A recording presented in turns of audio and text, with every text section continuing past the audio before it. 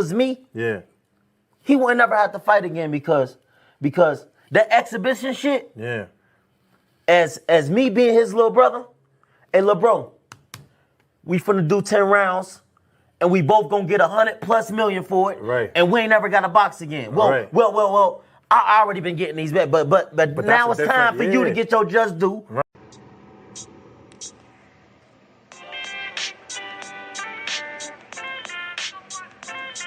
Yo, you know the deal. We back again. We never slacking. Word 'em up. Ladies and guys, whether if you drunk or you high, it's time to pay respects to the illest man alive. If you think you got a point, he'll shrink you down to size. And from there it's downhill like a slinky or a slide. Open your eyes, got a deep connection with the rise, so you might see them jump in whenever they go live. Peep it, this channel blowing up now, it's not a secret. With tons of exclusive interviews to listen to. Them other channels I hate, but yo, they missing clues. They start narratives, sip the goose and twist the truth. It don't take a rocket scientist to get the proof. Just click the live at 4 p.m. Eastern time. But when you chime in, make sure you keep it kind. But if cowards want to debate, then it's feasting time. My man Jusdu shine, busy all the time. Grind 24/7, 365. Videos he might have 365. My rhyme sick, they make you do a 365. You get a rich if you think you fit to survive. It's Jusdueboxing, time to click the live. Ain't no beginners, if you soft, you ain't down to ride. I crush you, respect too, it's Jusdu. He got the illest boxing show on the internet. The boy been a threat and he ain't even had dinner yet. Word 'em up. Yeah. You know what time it is.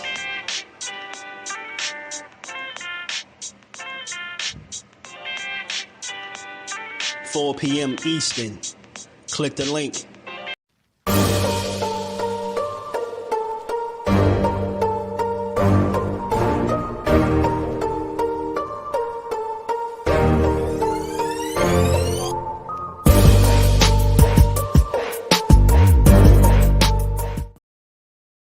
What's good? What's good? Salute to the fan. How y'all feeling? How y'all feeling on this good Wednesday?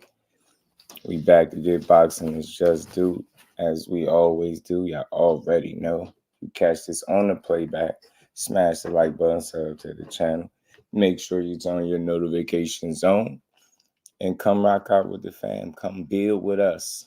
How y'all feeling? Peace to Melon and Queen. How you feeling today? Always good to see you. Ace, all love, family. What's good with it? Great career, absolutely.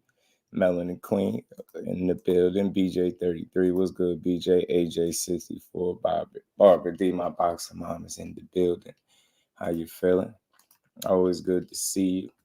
We're going to be here for a little bit, y'all. We're going to build on some good boxing, man. As always, man, I didn't get to catch Shakur Stevenson interview live with Greg Hackett, but I've been seeing little clips and people have been sending me little clips about some of the stuff he's been saying or some of the stuff he was saying in the interview.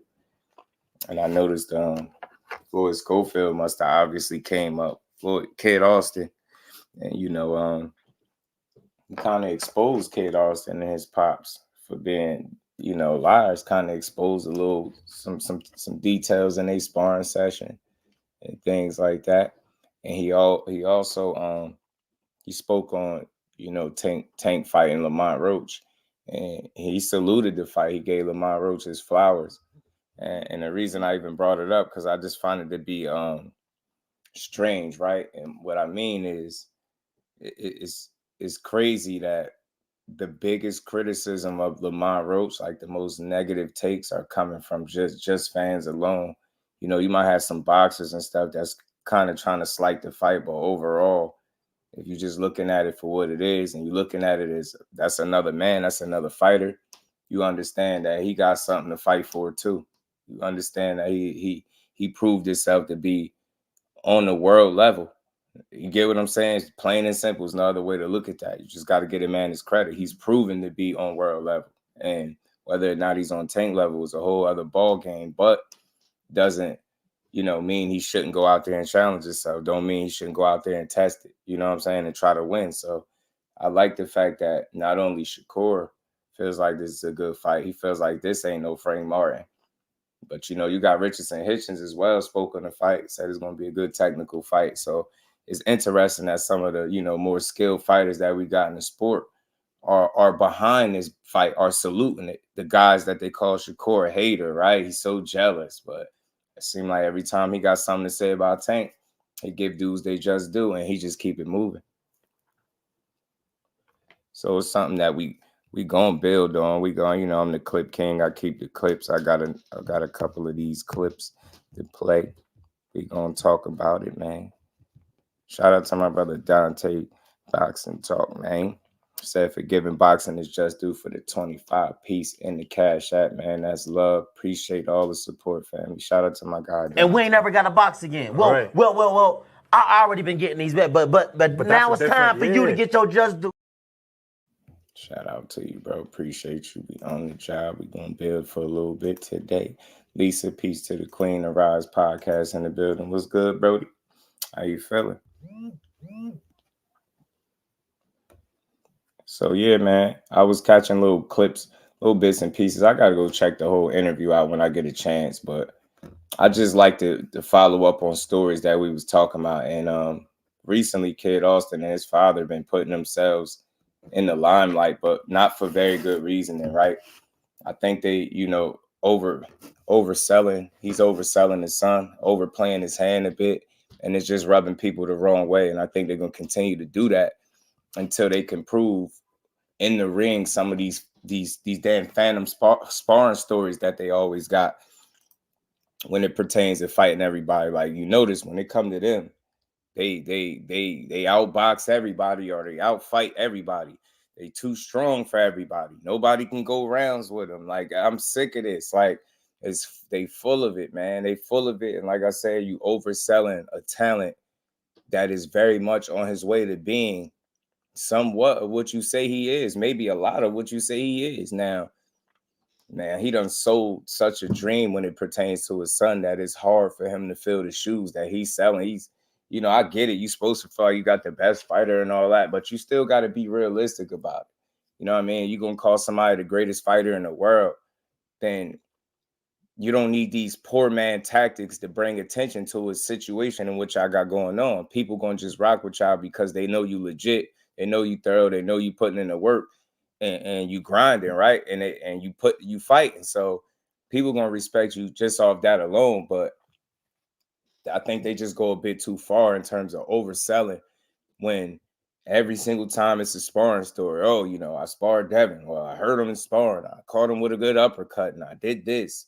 And, beat Tank up in sparring and I seen him quit and, he couldn't touch me. And, I sparred Shakur and it was easy work and he couldn't touch him for 4 rounds. Like, all this BS and it just don't sound believable. And like I said, after a while, you just turn people off and they just see you as a laughing stock because you got these amazing sparring stories. You got these amazing sparring stories, and then you get in the fights, and people, it's just not, the hype that you building up based on these phantom stories that only you could account for. You know what I'm saying? Your son don't even be on the same page with a lot of that stuff you be saying. But then when we see you fight, and it don't look like what it's supposed to look like, now it's X, Y, and Z, and all these reasons as to why it ain't look like that. You get why it didn't look like what it was supposed to look like. So I just think, man, I like to hear real, man. It seemed like when you hear the story, like when you hear Shakur breaking it down, a little short clip, it just sounds real believable. Like you come in all aggressive and then you blow your load early. You in there with an experienced fighter, you young, then you shoot your load, get hit with a body shot. Now you in there gasping for air and he pulling you up out of there. Sound like the typical shit that be happening, man. Because like I said, can't nobody validate none of these stories that you have, right? Now, I'm not saying you're not giving people good work because they obviously calling you in the camp for a reason, but you almost take a little bit too much pride in being called into camp to prepare these guys for other fighters. Like they legit using you as a sparring partner. You get what I'm saying? Like you want to be looked at as way more than a sparring partner, bro. Like, come on, man. Like you could do it in the gym. You're supposed to do it in the under them lights where it matter. That's where it matter at. You get what I'm saying? Killing these guys for doing what's best. Absolutely. That's why over here, boxing mom, I always gonna give these dudes a credit, man. Cause I know, a lot of creators spend a lot of time discrediting everything that is boxing. And I'm here to restore the balance, man. Rain in peace, Queen. How you feeling? Tom Kid Austin Dad talk. I immediately get the urge to buy some kids ice cream cones with extra sprinkles. Oh man. I'm telling you, I got disrespected for defending Tank by telling them how they would like it if Tank was their son. They was trying to ruin this young man's career. That BS. Hey, you know what? One thing I could guarantee you, man, and I know for sure that you got your own. You can handle yourself out here in these streets, but hey, you hear every day, every time, every chance you get, which is often. You've been constant support, constant, just addition to the many chats across the board on YouTube. It'd be no disrespect tolerated going towards you over here. Like if that's something that's not gonna happen out on my watch, that's not even real. Like, and I understand where you coming from with your point. Like, put yourself in a different position. Imagine if Tank was y'all son. Would y'all be talking about he ain't doing nothing and he ain't trying to be great? Hell no. Tank was from your neighborhood and somebody that you could kind of reach out to and touch. Like, would you be out here talking about how he ain't doing shit? But because that's not the case, y'all could go above and beyond and trying to tear him down, try to make him look like less than. Like I said before, I understand different with people when it comes to him. They feel like he beat the odds so many times over.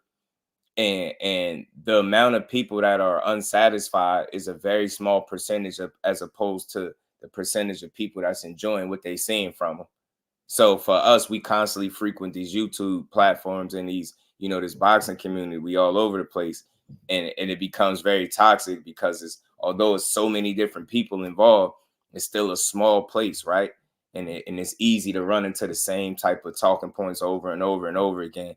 And I know, especially with you just being a supporter of the sport, and I know where you coming from. You looking at it like a son, like, yo, he doing his thing, man. How could y'all sit up and say that he's not? How could y'all sit up and, put these lives together where the only thing you're doing is taking from what he's putting out? And no matter what he do, it's never enough. It's never good enough. It's always, well, he should be doing this. Well, he should be doing that. And in fact, like you mentioned, guys are just simply doing what's best for them and their careers and their families. And I think that's what a selfish boxing fan got to keep in mind. The fighter's job is not to do what's best for you at home because you have money to pay for a fight. His job is to do what's best for him, his career, his people, and things of that nature. It's just that simple. But a lot of times we get selfish and we feel like never mind what the fighter want with their career and for themselves is what we want because we the fans. And I understand that to a degree, but we can't tell these dudes how to move. And it's to a point where even if a move is respectable, it's not given its just due and its proper credit if it's not the move that certain individuals at home feel like should be made at the current time. So that's how we get a lot of these toxic conversations, a lot of tearing down of the sport. That's why I tell y'all I fight that good fight, man. Fender Bender, what it do, my guy? And whatever, man. You ain't no damn lie. You ain't never came over here lying. And again, I'm not going to call you no coddle of nobody because you appreciate what you seen. That's the problem with boxing too. And that's why it's so toxic, because people don't allow other individuals to have their thought process, their thinking points, right? They don't allow people to think for themselves. If everybody don't think what I think, then you got to be a liar, or you a tank protector, or all the tanking, man. It's all this weird stuff, man. People are just weird, man. They don't really like boxing. They like to complain about boxing. Bruce Gas, shout out to the OG. Vaughn, what it do, my guy? Tired ass Cowboy fan. I feel that, bro. Shout out to you, fam. Dean, by any means, my brother. What's good with it? Shakur, no. Nah, you get me? You get me? Big Fred, what it do, my guy? You feeling? Shout out to everybody in the building. The toxic combos be so damn corny to do. That's why I try to restore some balance. Like I said, when y'all come over here, everybody think how y'all want. Y'all could think totally different than me. It's just a build. It's not never person. We just got to enjoy this boxing, man. You already know GQ. Shout out to you, family.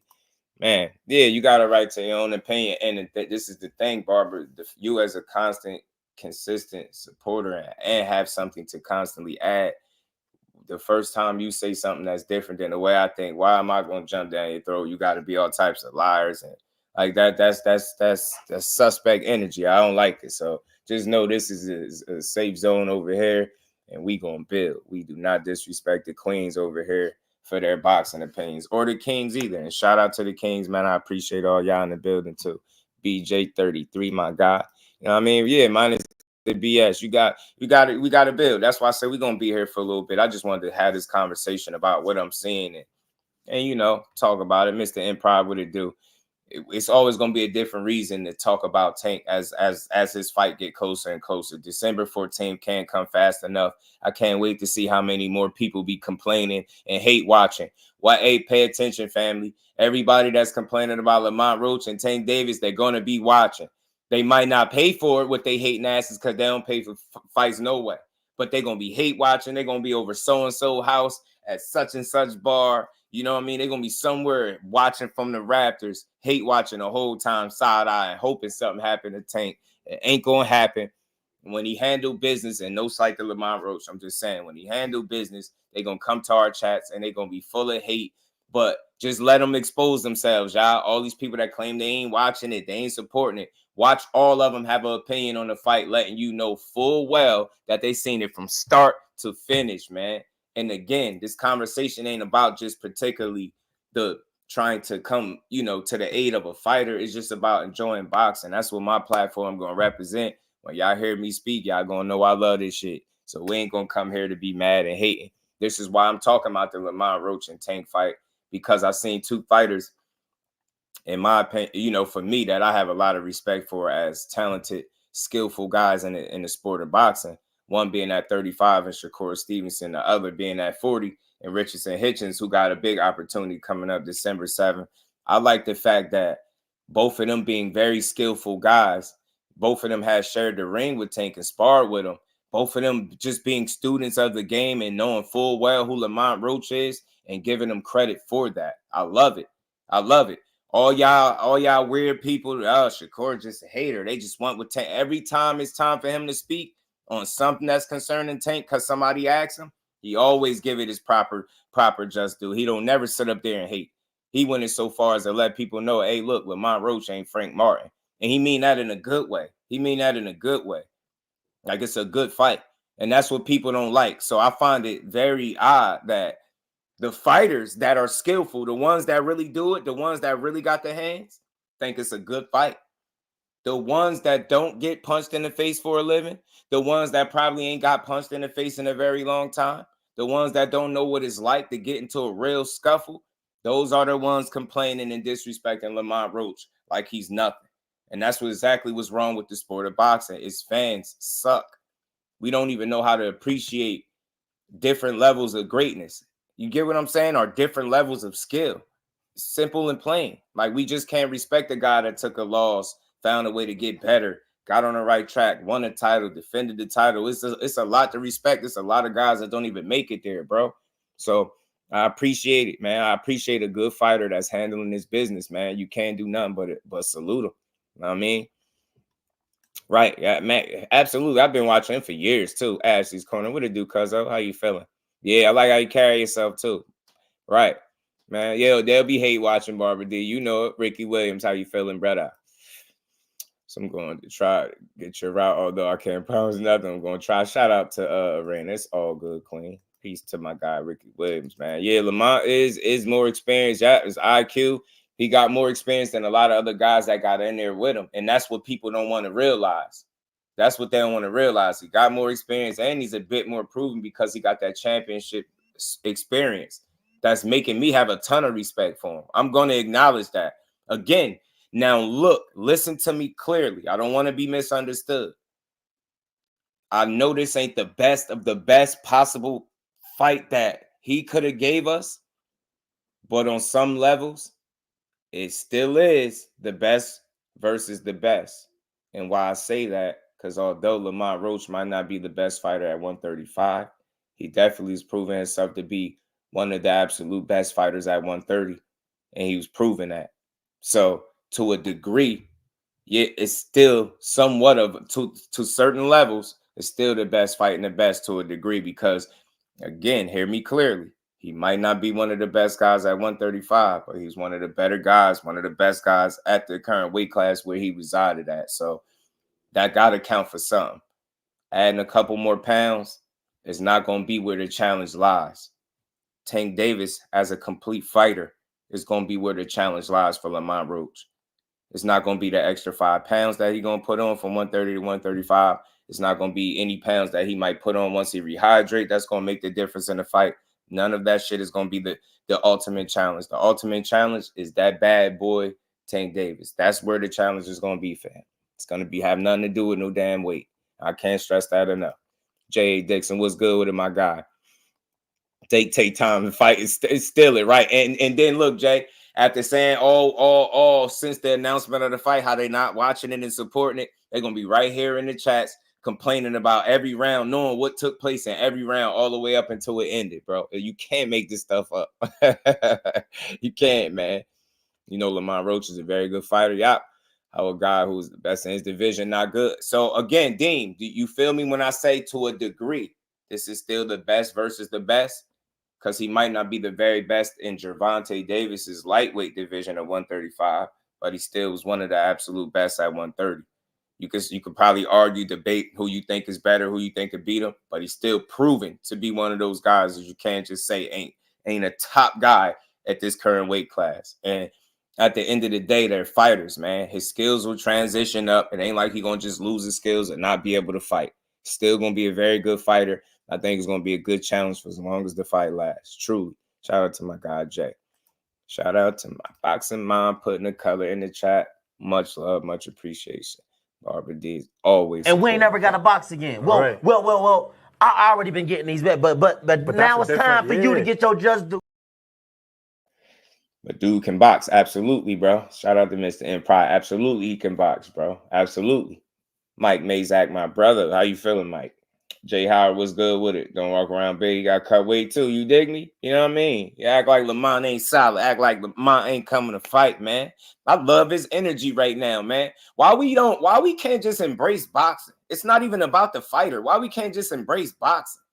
Why it always got to be like, that's the only way content get made? If I find a way to turn something that's positive into a negative, because it ain't what you absolutely want the most, do you kick, scream, and cry? Or do you say, all right, do you be reasonable and say, all right, I know how we got here.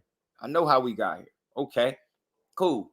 Then you go look at Lamont Roach work. You go look at the body of work. You go see how this dude actually fight. You go see that they had some history with each other. And you understand that, damn, you know what? All right, cool. All right. Maybe he wasn't one of the top guys at 35, but he proved to be a top guy at his weight class. Gonna move up a couple pounds north, 5 pounds north. It should be all right. You get what I'm saying? He should be all right. He should be you know what I mean, transition up to that weight class in which he already fought up there multiple times, more than Tank. But we gotta get into that. And it should just be a good fight. Why we can't just embrace the good fight? It's a good fight. You know what I'm saying? I ain't about to oversell and say it's gonna be the most epic turnout. I ain't got to do that. I mean, Tank gonna handle that, but at the end of the day, it's a good fight, bro. I ain't about to cry. Facts, man. Hey, facts. And again, you know what it'd be. You know what the facts are. So oftentimes you are right. And very few times that you're going to be wrong because you don't make up your own facts. Giving your opinion don't make you wrong. You know what the facts are. And I ain't never seen you run around spewing just wrong facts. People just don't like the sound that it sounds like resistance if you saying anything positive about Tank Davis in this fight. And I don't give a damn. I have your opinion. If you think it's a bad fight, cool.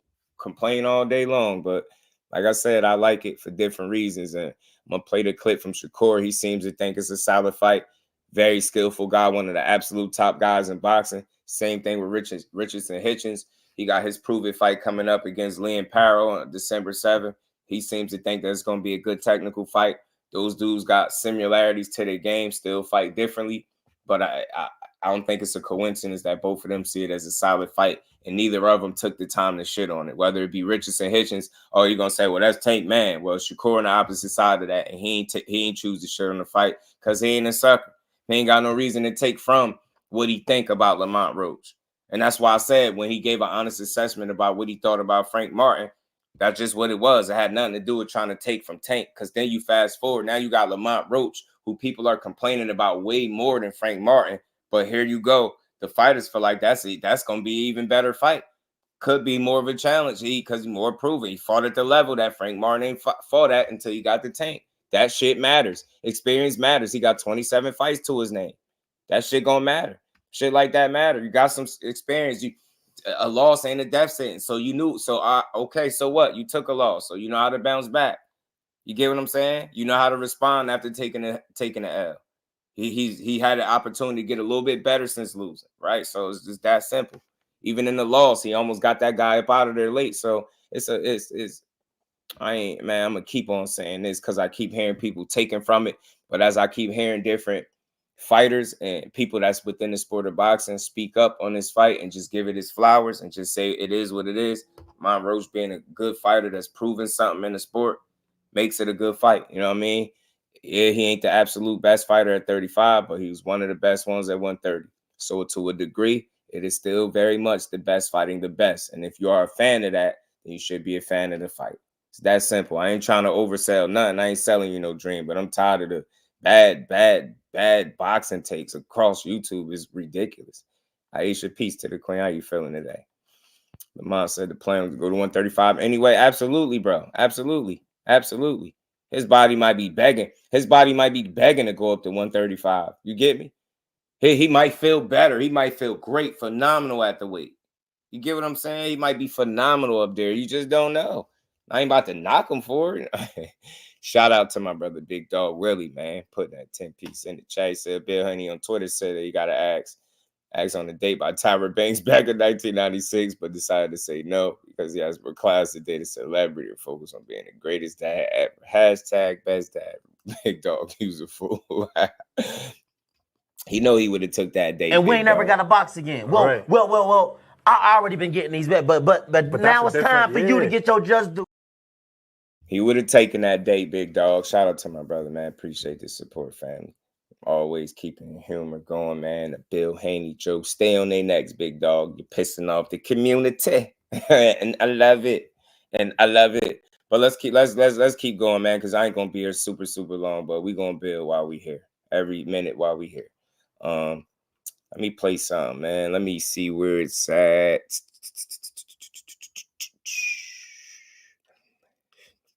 Let me play it. Let me see with Coke. Let me say with, of course, Big Homie Core.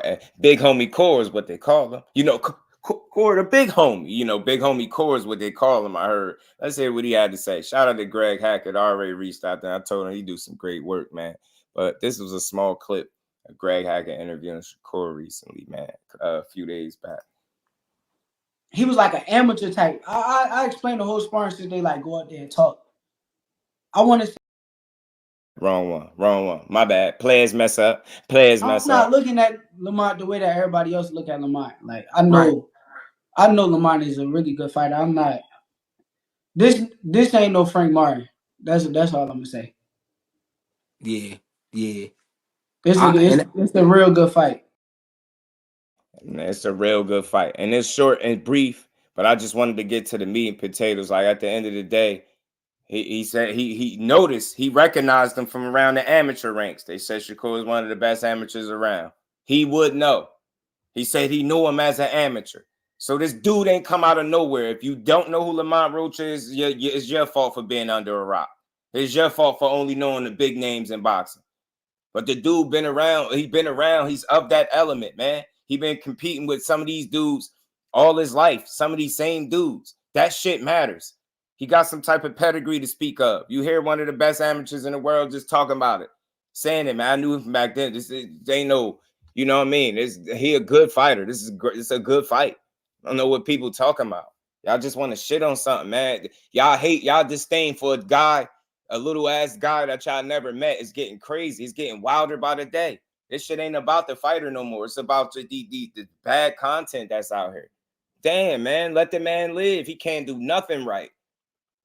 Somebody say no to him, somehow that's his fault. Somebody have a hand injury, somehow this Somehow that's his fault. Somebody not being offered up on the table because they promoter not going to do charity work for Tank Davis. Somehow that's his fault.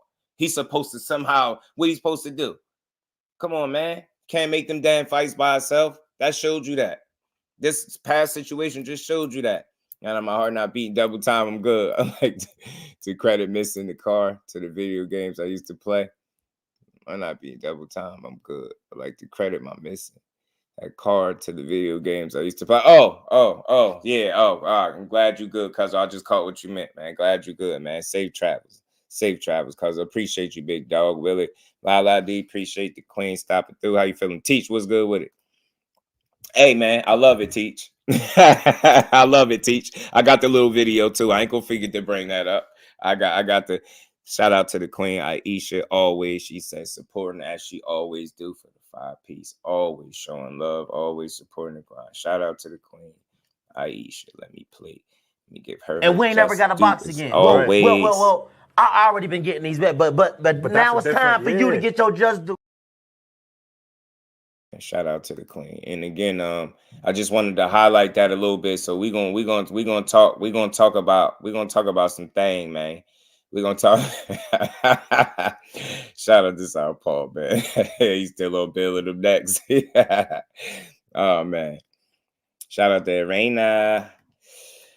And Big Dog Willie, man. Salute to Seniesa on her retirement. Good luck to her. Yeah, we're going to build on that. We're going to talk about her for a little bit too, man, because shout out to the queen. After 13 years, she retired, man. I believe she's married to Chris Mannix, I believe. So shout out to them and everything they got going on. I believe somebody said she wanted to focus on a family. And I think also she was dealing with some type of back issues and hand issues. So, them 13 years took a toll on her. I respect it. She retired at the top of her game. I believe undefeated, just accolades like that. Like I love to see somebody do it on their terms, and that's what she did. So I love it. You know what I mean? You kind of just hate to see him walk away because she still had more to give, obviously. But then when you dealing with physical ailments and you think about life after boxing, you understand it. So you respect their decision, and you just appreciate every single fight that I ever got to see of hers because she always stood on business. And she always came to fight. She's fun to watch. She's like a little firecracker, bro. She getting there. She mean business. So shout out to the queen, Seniesa Estrada. But I'm gonna pull up her her Instagram post that she. And we ain't never got a box again. Well. I already been getting these back, but now it's time for you to get your just do. South Paul be on the Haney's neck still, man. Are they always bringing up what Tank should have done 4 and 5 years ago? Yeah, and Barbara D, the reason they do it because they can't accept now that the fact that the shit that y'all was saying he was supposed to do 4 or 5 years ago, they can't accept. They know the reality, but they can't accept the fact that he wasn't in position to do exactly what they was asking of. In the minute that he was in position to do what he was doing, he gave you a fight that people claim he should have gave you 4 or 5 years ago. Some even say 7. He try to give it to you now, and they can't stomach the fact that the reason it's not happening. You can't look at the Baltimore native and say, "Hey, that's his problem. That's his fault," and that's what they hate. So they're gonna keep trying to rewind and move the goalpost to 4 or 5 years ago to some fake opportunity that wasn't even there. You get what I'm saying? They knew what time it was, and at the end of the day, that's what's wrong with boxing too. And you can tell when people just have a disdain for a fighter and they just don't want to appreciate what he's doing now because they'll keep talking about some shit from 4 or 5 years ago that you can't do nothing about. Everybody knows what it was. They know who was essentially piloting the craft before, and now Mr. Tank Davis is doing is his show. And now it's time for us to get the fights that we want. That's what I believe. And that's what I believe he's been doing. So there's no need to keep rewinding the clock to 4 or 5 years or even 7 years ago. He trying to give you exactly what you want now, but people keep missing it. And they're going to keep missing it because they don't like him. And they just want to keep being mad. You know what I'm saying? Shout out to Mark West. Shout out to my guy. I see you, big dog. Okay. Appreciate you. I mean, I seen him come through here, the real one before too. So. But they got him down packed, but it's all good. I ain't thinking about it. Shout out to y'all. Appreciate y'all catching it too. But that's what it is, man. They don't need to rewind. So like I said, I'm just here to speak on the fighters that are saluting the fight, that's not tearing it down.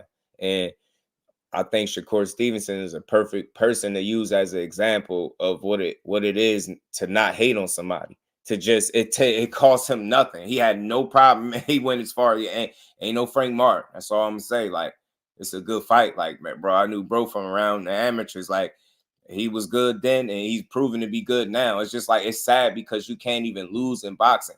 You can't lose in boxing because people think you have no chance in hell at winning no fights, like against anybody else. You know what I'm saying?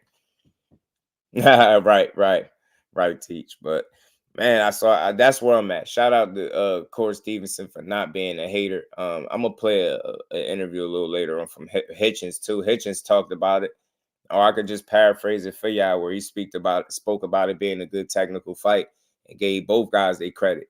Just because you feel like one guy has the advantage and is the favorite and is expected to win, doesn't mean that the fight in and of itself won't be good. Who's to say that the fight won't be good? Don't good fighters typically make good fights? When styles mesh, don't that usually lead to a good fight? When you got two guys that's going in there actually trying to win, don't that lead to a good fight? And again, man, for anybody panicking, do Tank give you boring fights? Do you walk away from Tank fights feeling like, I was bored, man? Boring fight. Yeah, no, just calling it what it is. So you're not, at the very least, you're not going to be bored. Lamont Roach, if you look at his style and how he fight, he's entertaining to watch too. He's not no boring guy to watch. He's entertaining. Excuse me, he's entertaining to watch too, and he can scrap. That kid can fight. That young man can fight. You get what I'm saying? So he got some Doug in him. How much Doug? Tank gonna have to answer that question when he get in there with him. But I ain't taking nothing from him. Samuel, what it do, my guy? How you feeling? What's good with it, man? And so that was one of the clips that I had from Corey. He, like I said, he spoke about the fight, and that's why I salute him for not being a hater, for not jumping on the bandwagon and just saying, "Oh man, why is he fighting him? Well, he should have been fighting me." Like, cause he ain't goofy and stupid. You know what I'm saying? He know what time it is. He know Lomachenko running around not trying to fight neither one of them. He understand that. He understand that some business got to be taken care of, and that fight gonna be there for him as well. He understand that. But you know what? You know what we can't say? You know what he won't say? You know what Tank won't say? That either one of them won't say? That they ducking each other and they turning each other down is the reason they're not fighting. And as long as I know that to be a fact, I'm cool with exactly what I'm saying, because like I said earlier, I understand how we got it. Big Dre, what it do, my guy? How you feeling, family? Good to see my guy, Big Dre, in the building.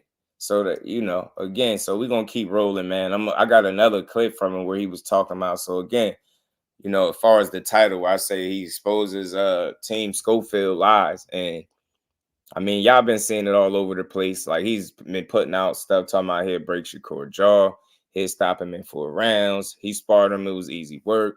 Shakur couldn't lay a hand on him. It was just too easy. All of this different stuff. You've been hearing him go on these different podcasts, making these claims. You heard Kid Austin talking this stuff, saying Shakur sensitive, all types of stuff. He called him tender. I think that was a Porter Way podcast. So they was making a little mixtape tour, talking about all these different magical sparring stories and how good they looked and how nobody couldn't touch them, and how he had to tell his son to stop punching Mason so hard because, again, he's just the strongest, biggest puncher in the world. Even though he ain't got his man strength, but he's just punching so hard that you just got to tell your son, don't even go hard on him no more. Just do all defense. All this magical ass shit.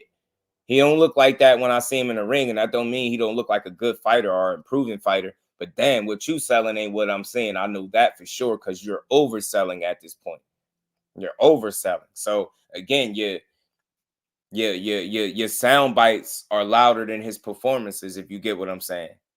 Like, your sound bites overshadow the performances. People hear the outrageous sound bites and how he beating up like the best fighters in the world that we look at, everybody that we think is dangerous, everybody that we think is good. He's just in there and he's just running through these guys.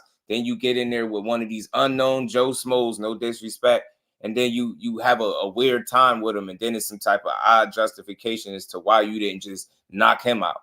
You would think with how hard he say this guy hit and how hard he punching, he'll have 100% KO ratio. He'll be just knocking everything out. You would just hear everybody after they fight him saying, it's the hardest puncher I've ever been in the ring with. That shit ain't what's going on right now. If you got to oversell us on somebody power, we you know why we know about Tank power? Do you want to know why we know about Tank power outside of, you know, obviously seeing it over and over and over again and him proving it? Because when you hear about people that spar with him, that's one of the first things they bring up. But they'll explain to you that it's not just the power, right? So he don't have to oversell it. Do you hear Tank? Do you hear his team sitting up? Do you hear Calvin Ford? Do you hear Coach Kenny sitting up overselling how hard he hit? And we know he's smoking shit. Proven smoking shit, proven.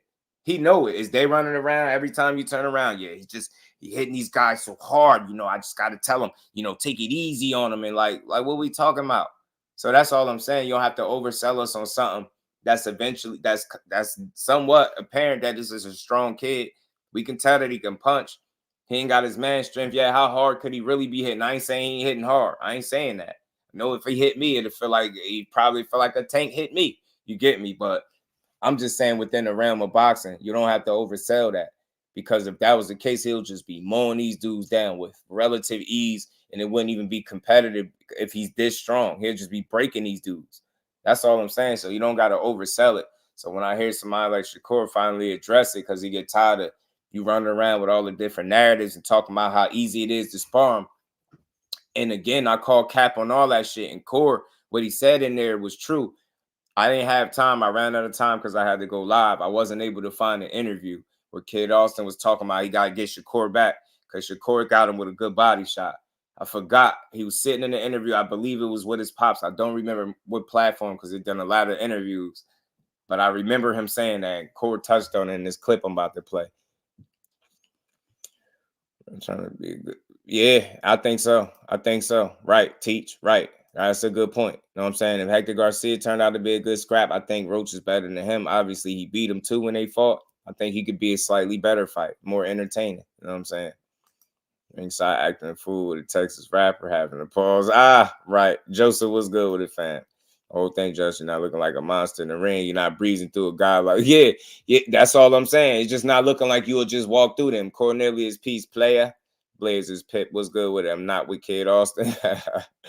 Cornelius, shout out to Cornelius. That dude that basically fights straightforward. When he starts fighting someone with a chain that can fight on the back foot and can sit there with him. Y'all gonna see what I say. Yeah, look, stressed out boxing. Shout out to you, family. Look, I like Kid Austin. I think he's an improving fighter. I think he's a good talent. I think when he fully, you know, refines his skills and his style, I think he's gonna be hard to beat, respectfully. And why I say that, y'all, because he is talented and he works extremely hard. Extremely hard. The only thing that I can say right off the bat is like the overselling of him. You don't have to do it because he is talented. You know what I mean? He is talented. Shout out to Gertz, man. Don't mess with Texas was good with it. So he is an improving fighter. They keep him active. Like I said, he got a very, very great work ethic, bro. Kid Austin got a great work ethic. He always in the gym pushing it. Like somebody like that is bound to get good just because they work so damn hard, right? So I think he'll get there eventually. But like I said, I think sometimes being a promoter dad or whatever you want to call it, promoter dad, manager / manager, all that shit, I think it's a fine balance. And I don't think it's the easiest job trying to balance, you know, between promoting and over promoting and wearing many different hats from dad to trainer to manager, all that shit. So, you know, you get to a point where you oversell, and that's what's going on, right? So you don't want to oversell to the point where he go out there and have a great performance, but people are so much like stuck on what you're selling that they don't feel like they see that in the ring and they just miss a good performance. You don't want that for him because I think he's a talented kid. I think he's good. I don't dislike him at all. He's just young and he seemed hungry. And I think when he get an opportunity, I think he'll get in there with these guys. I do. I believe it. He worked hard. I think he believed in himself. I think his dad believed in him too. But again, it's the way you go about it. And I'm not telling you how to do it, but I can tell you how the way you're doing it is making people look at you or making people look at the tandem or the team that is Team Schofield. Product sells itself so much so. Give it to you even after it's gone. A.K. Deontay Wilder lip service is just that, man. That's a fact, man. That's a fact, Rick. So again, you ain't got to oversell it, man. It's gonna sell itself.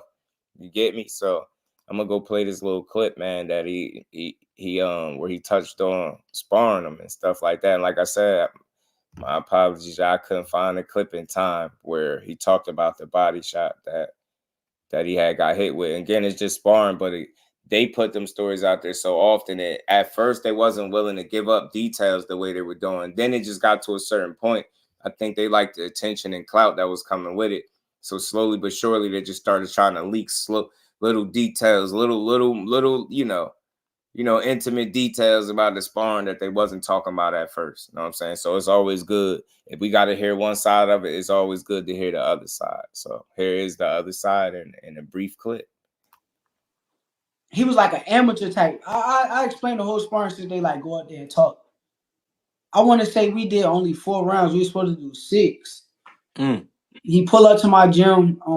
The first rounds, he like letting loose and I'm just making a miss type shit. He not getting nothing through type shit, but he just letting off, punching. By like round, and I'm just like slowly touching him to the body, boom. Slowly touching him to the body, boom. By like round 2 and 3, he started like just, I hit him like a body shot, boom. He just started moving all around the ring. Now he moving and he gasping for air, and I'm chasing him all around the ring, trying to like cut the ring off. And I want to say like around round 4 is where like I caught him a nice body shot again, and then his dad like I'm begging him for like one more. I'm like, yo, can we have one more? Can we have one more? He jump out the ring type shit. His dad say good work, and like you gotta realize with them people, they switch their stories up. Like if you go listen to them before, you'll hear them tell you like, yo, Shakur caught me with a good body shot. I almost shit on myself or some shit like that. Like he went on the interview and said that before. And then I got messages like in my DMs, like no cap.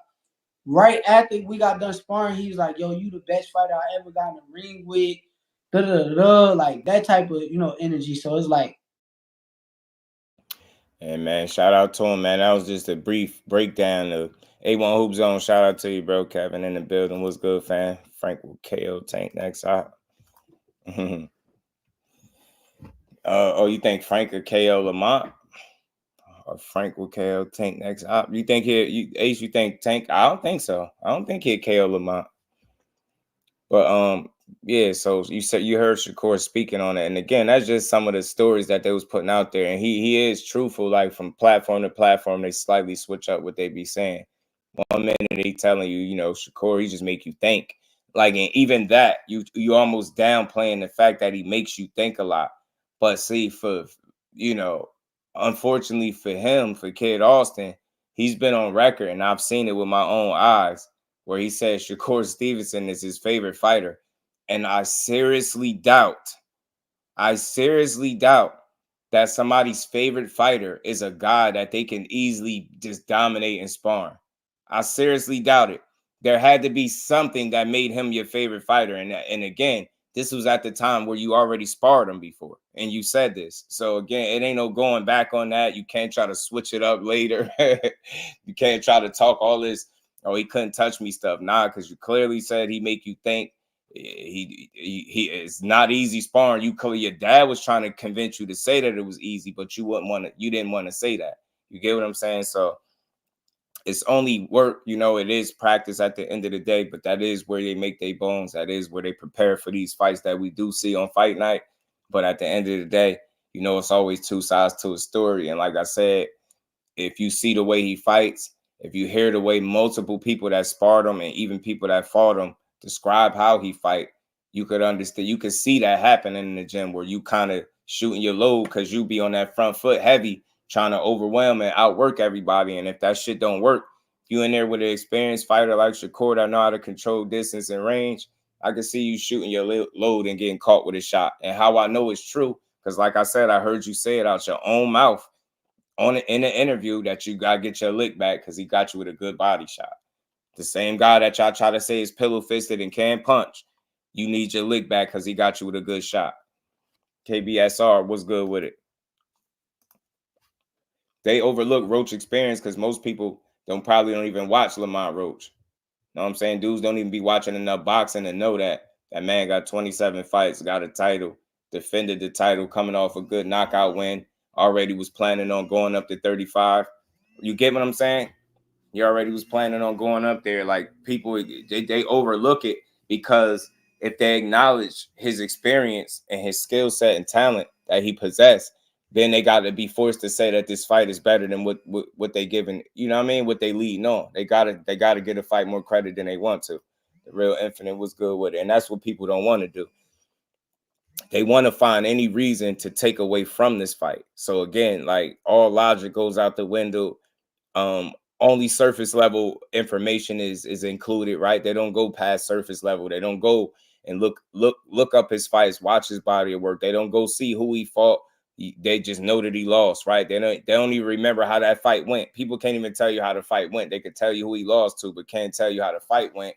And this is how you know people are crazy, because they'll say, didn't he lose to bum ass Jamel Herring? And this is what I hate about boxing fans. So you telling me when he fought Jamel Herring was a bum? Why would Jamel Herring be looked at as a bum? What fight made you look at Jamel Herring as a bum? People just be talking. At that point, Jamel Herring was at the top of his game, and that dude be in some phenomenal shape. If you know anything about the history of Jamel Herring, he was a good fighter, a Marine fighter. He was a good fighter, bro. Good fighter. He got him a title. You know what I'm saying? He worked hard, man. Another dude that took losses and got it back, man. These dudes, man, just don't get enough credit. So although they might not be on the Tank Davis level, but if you proven to at least be on that stage to be able to compete with them world-class athletes, then what we complaining about? You get what I'm saying? Let that shit happen. Kurt Douglas, what it do, my guy? Mike Brown in the building. What's good, family? Frank is good. A good-ass fighter, bro. Yeah, Tank just different. Right, absolutely. Lamont said the weight ain't going to be no issue. Right, it ain't. Lamont himself. And you looking for excuses? Nah, so people don't even need to make them for him. And the only reason they trying to make the excuses, because making those type of excuses help them, tear down the other fighter on the other side. Yeah, you see this, he fighting this guy. Yup, he's bringing up another little guy. Don't even know Lamont Roach ain't little. Ain't no little ass guy. He ain't littler than the little guy. You know what I'm saying? So I don't agree with a lot of this complaining and stuff. So again, man, shout out to Corey for speaking his take on that situation, and also giving his opinion on the fight, and just giving it his credit for being a good fight, because he's getting in there with a good fighter. A bad fight is not because you think that it's a favorite. A lot of these fights have favorites in it. That don't stop you from watching it. So why is it any different with Tank? Because he the favorite. He been a favorite in damn near all his fights except for one. I think he was the underdog against Pedraza. But he's earned the right to be the favorite. It ain't like he's just a favorite for no reason. It's a reason why. But at the same time, you've seen favorites lose before too. You know what I mean? You've seen the more popular guy lose before too. Not saying that's going to happen here, but just don't discount it like it could never happen. And that's the reason why we make these fights. That's the reason why we see these fights, because you don't know what happened. What was Daniel Dubois? 18-1, 19-1 underdog, something wild like that. You get what I'm saying? They had over 80% of the people up in that spot rooting for AJ, thinking AJ was going to win. And look how wrong they was. You get what I'm saying? Do that mean that fight shouldn't have happened because 80% of the people already thought AJ was going to win? You get what I'm trying to say? We kill fights all the time. How do you enjoy boxing that way? Check out what I think. What am I saying? What I'm saying crazy? You get what I'm saying? And think about it. Daniel Dubois wasn't a champion and never been. You get what I'm saying? They fought for a title and lost, and found a way to get it back and dethrone AJ without having to dethrone him, right? Knock AJ right off his comeback tour. Damon, what's good with it, fam? Kind of old though, just I know you kind of support Tank. Nah, it ain't about supporting Tank. It's about no, hell with that. Never mind that. It's not about Tank. It's about, can you disprove what I'm saying? At the time that Jamel Herring fought Lamont Roach, was he a trash fighter? Was he some type of bum fighter? That's what I'm saying. So I don't think nobody can prove that. You get what I'm saying? That's where I'm at with it. And again, that old stuff is subjective, because you hear people saying Loma is old, but Terrence Crawford not. Floyd Mayweather wasn't called old when he was 36 years old, beating up Canelo. You get me? So people just be complaining. Is that exactly my point, Damon? That's the only point I'm making. And never mind the age. He was a champion. So it's like, how is it deemed to be bad to lose to a guy that is a champion? You get what I'm saying? Like, that's how bad boxing is getting. You can't even lose to a champion in today's boxing, bro. Can't lose to a champion, or it's the worst thing in the world. Like, I just don't get it. KO was good with it, bro. Your favorite fighter fall. Jojo Diaz, Jorge Linares, Gamble had to take. Ryan Garcia had to take. Shout out to my guy KO, man. Big Chris. I saw Buster Douglas KO Mike when I was a kid. Should be happening, man. That's that. I was sick as a kid saying that shit. I hated to see Mike get knocked out. Thrill Hill, what it do, my guy? Mr. Boxer Fanatics was good, fan. But yeah, that's a fact. So again, man, I'm not gonna oversell it. Like I said, I wasn't gonna be here super long, but we're gonna touch on a couple more things before I slide out of here. I just wanted to speak on that, you know. How I think, you know, it's very convenient that the people that have the biggest problem with the fight are people that don't have to fight for a living, people that don't take punches for a living, the ones that could just sit on the sideline and just talk safely from the comfort of their homes, right? Those are the ones that had the biggest issue with the fight happening. And I just don't see it being a problem, you know, and I honestly, I can't wait to see it because, you know, I can't wait to see how many people expose themselves when they reveal that they actually sat here and watched the fight that they said they weren't going to watch for weeks. You know what I'm saying? And then they beat up Fruit Roly, and then oh, yeah, you talking about Big Watch Barroso? Talking Mark West, you talking about Big Watch Barroso. Yeah, he beat up Roly and got gypped up out of it, you know. Big Watch Barroso beat up Roly. He beat up Roly. Damn sure did. But let's keep rolling, man. Big Watch Barroso, man, is that guy. Oh man, real quick, I just this little y'all be saying buddy that be making all the videos talking about people with suspicious records and suspicious opponents. And he said Tank Davis fighting Bow Wow. Oh, Javante Davis is fighting Bow Wow, my people. Yeah, boy got hella caffeine going on. Called him Lil Ma versus Bow Wow. It's crazy. Man, KO, you a fool. Bro said, like, take and keep all the YouTubers eating every day with something to talk about. Learn to be grateful. Damn, that ungrateful heifers. Seeing the unseen boxing was good with it. But I know he probably was just having fun with that video. But nah, dudes do be serious. It's you know, he made light of it, made fun of it. But that's really how people going in about it. Like, they talking about clauses that's not even going to be a factor in the fight just because they know what's about to happen. You know what I'm saying? Yeah, man. That is weird. It's weird. Bow Wow. I mean, I get it, you know, jokey joke, but I'm just tired of the wait. I'm tired of the rehydration clause complaints and jokes, man. But speaking of that, it's funny how he spoke on that in that video, because I got this little clip right here from, I think this was Teddy Atlas speaking about Supposedly, Berlanga weighed in at 193 pounds. We got to rethink the rehydration clause, maybe even go back further. They fought and they weighed in the same day. You had to be in that weight class. In other words, you couldn't weigh in that morning and then fight unless you could make that weight. Nowadays, you get guys that are fighting out of their weight class because they know they can put 25 pounds on. They know they can rehydrate a whole day. So maybe you have to rethink that a little bit. Always agree with people, you know, with Teddy. You know, he can have his opinion, but see, he make a great point. You get what I'm saying? This is the only reason why guys are still running around here complaining. Whether if it's fans that's complaining, they're complaining because they're fans of fighters that benefit from rehydrating, like Teddy Atlas said, the 20-25 pounds overnight. That's the only reason people complain. And if the fighters are complaining, that's because they're a fighter that's trying to weigh in at a weight and then blow up 20 to 25 pounds or whatever, if not more, you know what I mean, on fight night. So that shit is kind of weak. It's weird. I think that's trying to gain a crazy ass advantage. And the fact that Tank Davis and his team and whoever else is aware that the fighters try to do that, so they'll put a cause on you, it's just a smart move. Call it what you want. It's not smart for you to deplete your body and then try to pack on 20-25 pounds overnight just to feel like the big man on fight night. So that's kind of weak to me, and I'm never going to rock with that. You know, so that's just me. Seeing unseen was good, family. Now the videos, people really believe that. I haven't heard the word rehydration clause so much in my life. Me neither. They act like you to think Tank made it up. You never mind the IBF having a that rule for all weight classes. Cal Cooler was what it do, family. Richard Paz was good with it. How you feeling? Man, got me was finding out Haney rehydrated to more than what Boots hydrate on fight night. And not only Boots, BJ, not only Boots, Keith Thurman too. Keith Thurman too.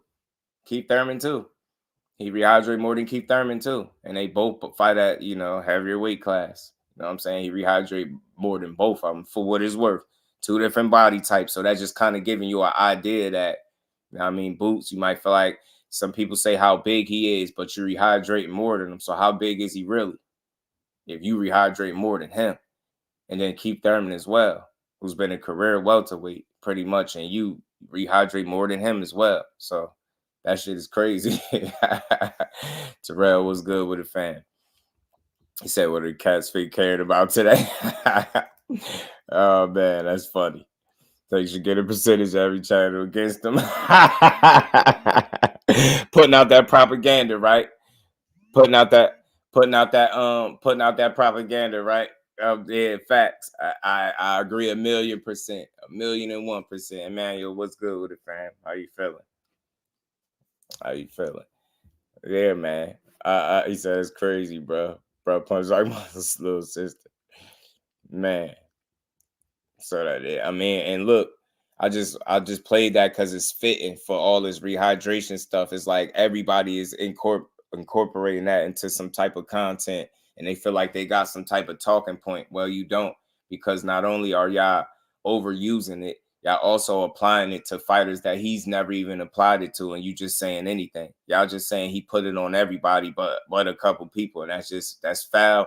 That shit ain't even true. It ain't even close to true. So the jokes is cool. I could laugh at the little Bow Wow joke. That's cool, but the rehydration stuff I think is weak. You gonna confuse people.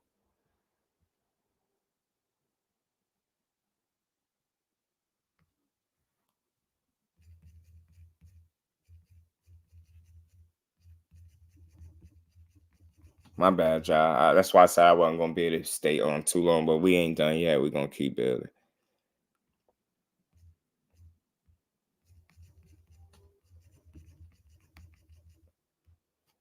My bad, y'all. This is why I did the same day. We ain't stop. I forget, yo. I think I was talking to Fanon. I think he was explaining that. I think he was talking about that one day. I'm just not for sure. I'm not for sure. Why did they stop that? Was it a matter of being? I'm not for sure. I don't want to make that up, but it's a specific reason for that.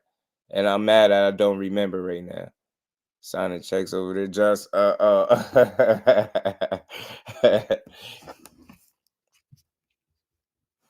man, I just got some shit.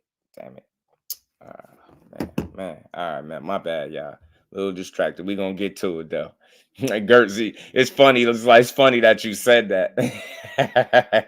I ain't gonna say that, but something in that realm. You want to make 136 or more.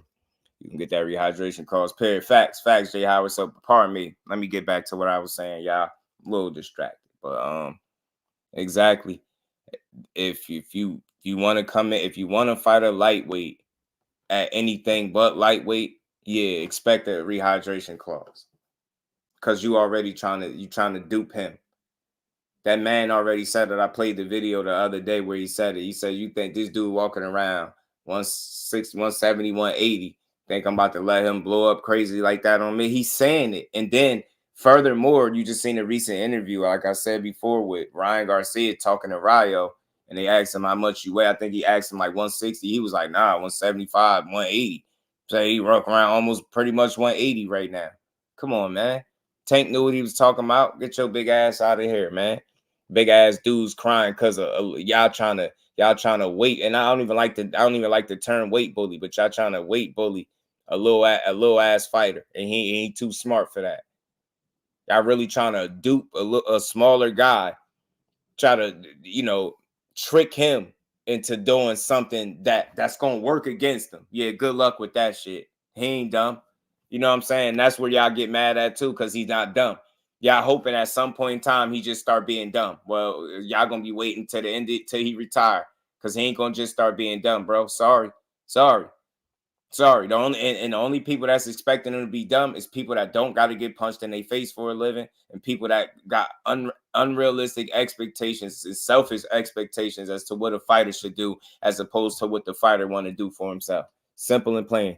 Shout out to my guy Tim. Never fought at 40, but you want to bag make 139. Take this rehydration claw. You get me? You get me? That's simple, Jay. That's simple. You get me? Y'all. And then look how silly he is. Bro, you only had to sacrifice another pound. You fool. You fool. You fool. You fool. You fool. You had to sacrifice a pound. One. Just one. One more. Guarantee you would be no claws, but he know you goofy. So you all right. Oh, you don't want to make the weight? Cool. Claws, slap a claws on him. This big ass dude that you run around drinking, smoking, putting on all types of weight, man. Now get your ass on, bro. Get your ass on. Shout out to my dog, man. What's good with it, Brody? That's the problem. Tank is too close. Yeah, he got a team that know better, yo. And I'm gonna just keep saying it to you. Could be as mad as you want. They just know better, bro. They know that. They know what y'all trying to do. All right, better. Yeah, I just played Teddy Atlas said it. Teddy Atlas said it. That he ain't got no dog in no race. He talking about boxing as a whole and putting on all that weight. Come on, man. You know what time it is. He like, yo, maybe we need to relook at it. We need to revisit that. We need to revisit that. That's crazy. That's what I say, man. That's crazy, man. That is crazy. That is crazy.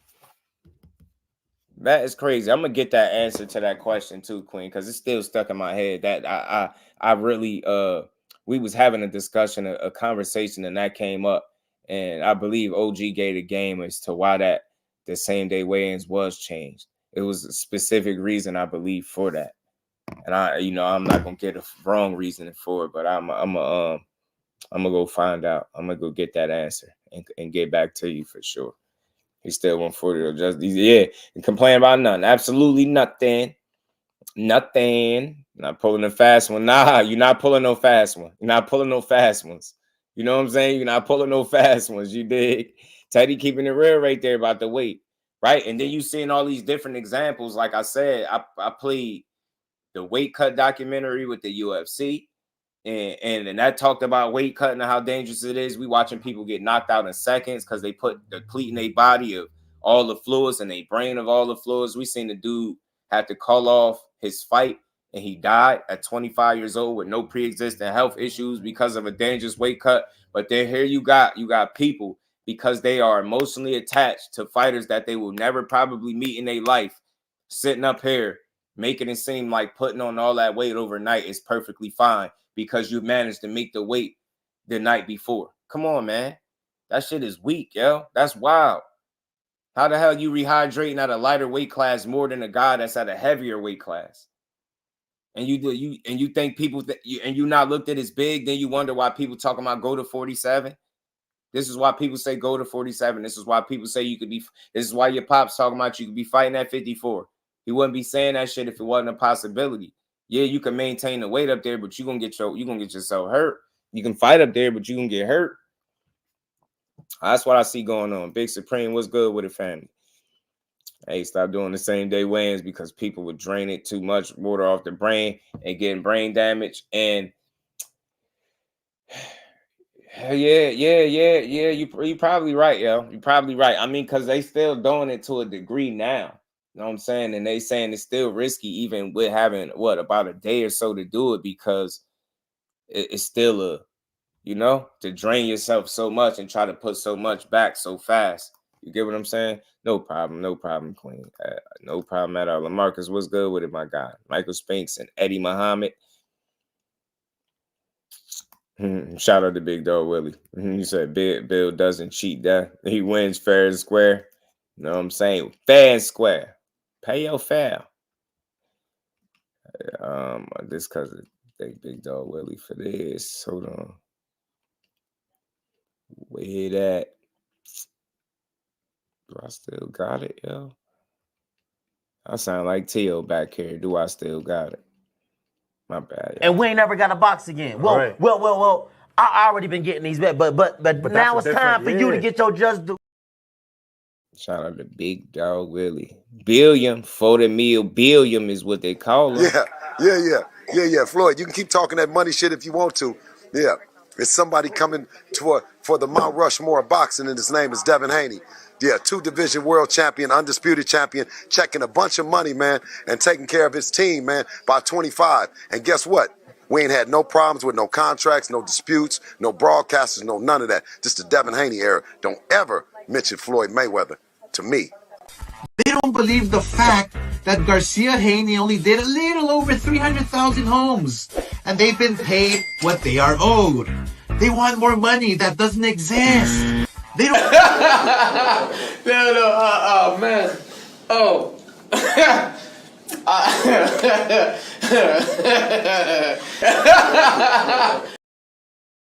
That was for Big Dog. Damn, he says the fact that fictional fighter fights at his walk around weight. I mean, I think most of them, I think it's damn near a fact. Most of them don't, if not all of them. I don't think too many of them are fighting around. You know what I mean? You got some. I ain't gonna say all, but most of them are not. I'll feel comfortable saying most aren't. You know what I'm saying? Most are looking to gain some type of competitive edge, right? And I just think that's the way, that's the nature of sports, right? There, people always looking to gain some type of competitive edge. And if you can do it within the rules of the sport, and I think that's the argument that many Devin Haney fans make when people say he blow up too much. They say, but he makes the weight. And I respect that, and I get it, and I respect the sacrifice. But I just, it's this notion of putting on so much more weight in such a short time span just sound crazy to me. Jonathan 97, Terry, what it do, fam? How you feeling, champ? Mount Rushmore, what? I'm 50 and 0 on them streets. Cecil, what it do, my guy? What's good with it? Worth it to rehydrate that much and not affect him. And Bar did that's something also that could have been at play in the Devin Haney fight too, because you know it's hard for him to make the weight. So maybe putting on the weight the way he do, maybe that was a sign of it catching up to him too. You know what I mean? His punch resistance could be affected. TJ Dillashaw made a crazy ass weight cut when I was playing the weight cut documentary. He made a crazy weight cut.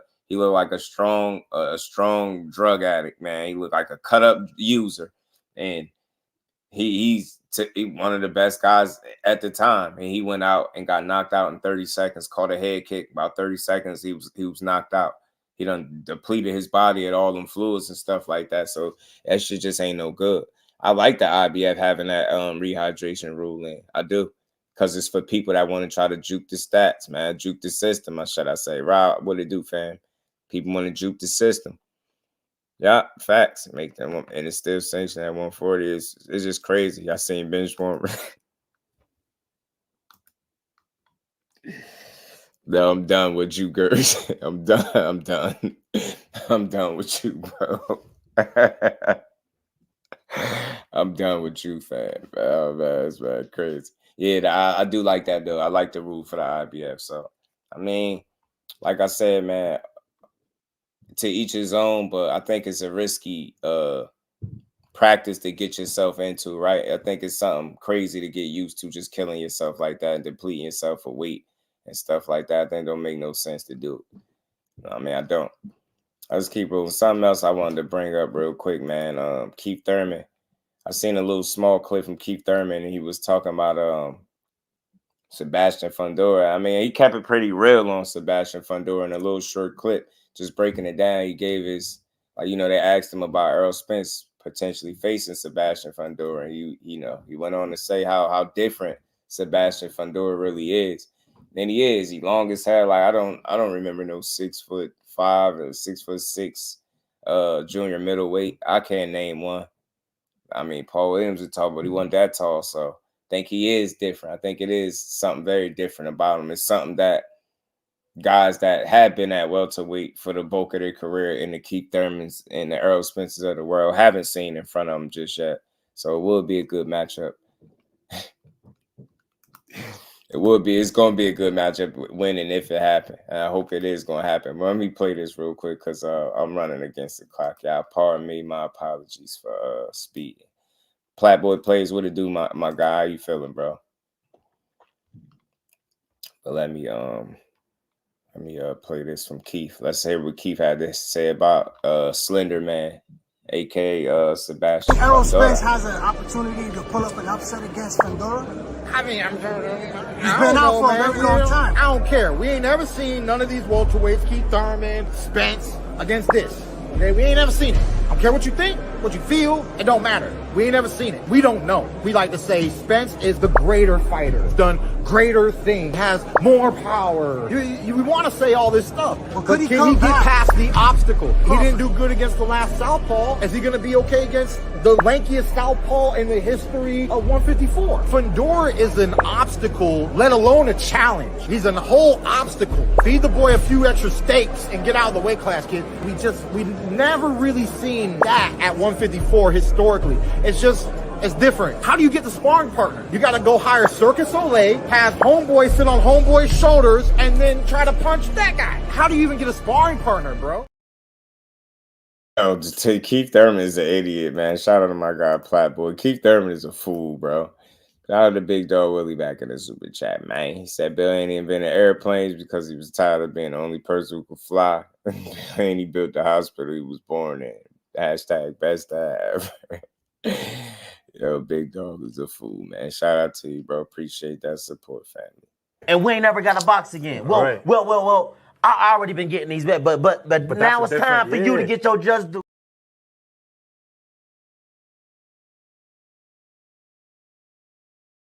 Play a fool, man. He said it's peaceful and lovely on this side of the dirt. that it is, bro. Last time Thurman just hating.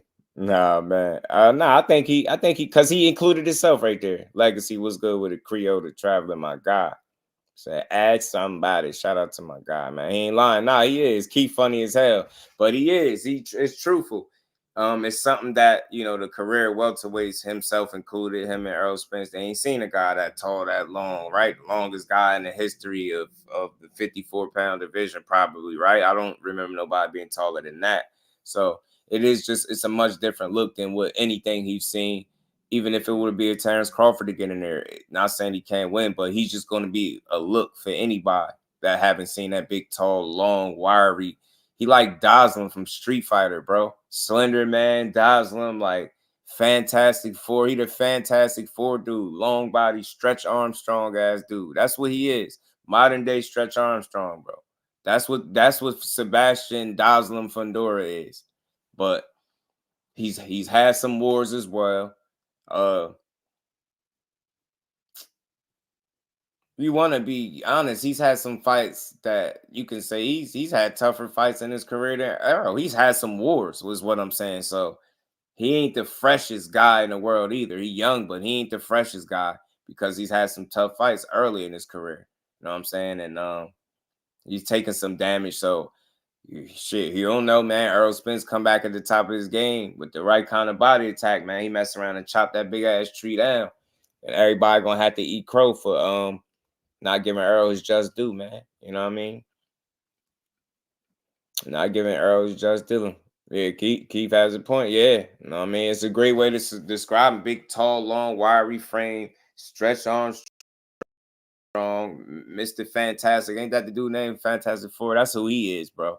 Long body ass, but like even remember the picture of him and Errol just standing next to each other was crazy. The picture alone was wild. So you know that's just gonna be a very different look, especially with you coming off the worst, your only loss, but the worst performance of your career. So much time off, new trainer, like this stuff just can continue to pile up. But Keith Thurman, I like his takes on boxing. I don't know about y'all. I like Keith Thurman. I think he's one of the smarter dudes in boxing, and I think he should do commentating for sure. I think he'd do a great job.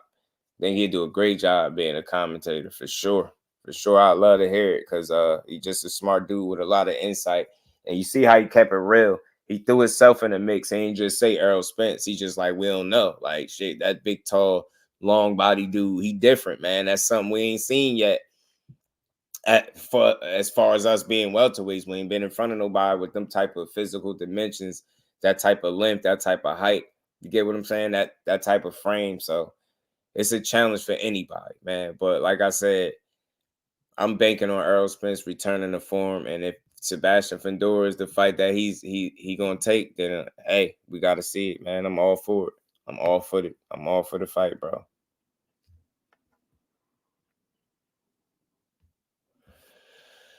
Eat a couple steaks and move out of the weight class, Fundora. Yeah, you heard him. Eat a couple steaks, move out the weight class. So the fight was over. Now, so you don't talk about Errol no more. Thanks to Bud destroying him. Nah, that's because Errol out the mix right now. That's all, Damon. We can't. It ain't much we could talk about, but just anticipating him coming back, right? Because that's where I'm at. I always try to find ways to bring Errol up, but I don't overdo it, right? But I'm definitely on the other side of people. I believe in him. I believe he can bounce back. If he don't, then hey, I go down with him. Hey, you take an L, so what, man? Great career. It's all good. But I'm not counting him out at the one loss. Like I said, I seen on Twitter, I seen Rick Glazer saying Tim Tszyu need to retire at the one loss. His motor skills is done. His punch resistance gone. I hear people saying, Cool Boy Steph is done. The monster destroyed him. His punch resistance is gone. I'm like, man, I'm seeing a pattern in boxing, bro. I might have to do a separate live on that alone, bro. People talking about, we throwing fighters away at the one loss.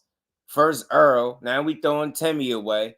I mean, first Errol, then Cool Boy. Now we throwing Timmy away too. Who next? Who else who the next guy to lose that we gonna throw away? Like, that's how real it is. That's a real question. Who we gonna throw away next, y'all? Who we waiting to lose next to throw away and just say they ain't good? Who? Yeah, Tim Tszyu wasn't nothing but a come forward one-dimensional fighter. Yeah, Errol Spence wasn't nothing but a flat-footed come forward fighter with good body shot. Like, what the hell? Like, yeah, man, we be tossing fighters in the trash. One loss, and we done with them. Nah, man. Shout out to Errol. Shout out to Tim Tszyu. Shout out to my guy, Cool Boy Steph, man.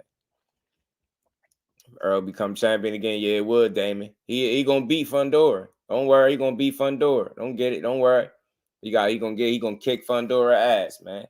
And I'm gonna let Errol Spence know how everybody, a lot of these folk was run around here hating on the man. You know what I'm saying? Not giving him a chance. You know what I'm saying? I see Paul Williams versus Fundora. That'd be a crazy matchup, wouldn't it, Rob? It'd be a crazy matchup. Motown, what it do, fam? It's gonna be a big fight for EJ if it happens in 25. Y'all, EJ is still in it. Talk about it, Motown. We ain't giving up on my guy, man. EJ still in it, man. Still big fish is still man down. I can't wait to hear him start talking some man down, selling merch again, posting the shark emojis. Who is it? Me, y'all? Am I bugging? Or some of y'all can't wait to see EJ post like a shark emoji or something? You know he on timing, right? I can't wait to see that again. Sell some merch. Man, it ain't over. It's still strap season, man. Y'all out here throwing fighters away at the one loss. Bro, that's crazy. Y'all should be ashamed of yourself, boxing fans. Call themselves boxing fans. They throwing dudes away at the one loss. One loss, that's all it takes. Damn. And dudes losing a good fighter. Terrence Crawford, arguably pound for pound best fighter in the world. He lose to him. We throw Errol Spence away.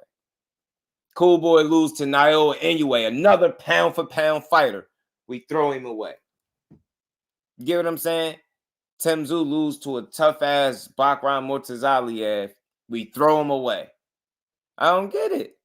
None of these ain't them the fights that we say we want? Ain't those the type of level? Ain't Errol Spence and Terrence Crawford what we said we wanted? How do we throw the winner or the loser? How do you throw the loser away and hate the winner? Hate the winner, throw the loser away. Don't make sense. Don't make sense at all. You want Cool Boy to take them type of challenges. This monster anyway. He went over to Japan to fight him. Okay, he got knocked out. He lost. We throw him away.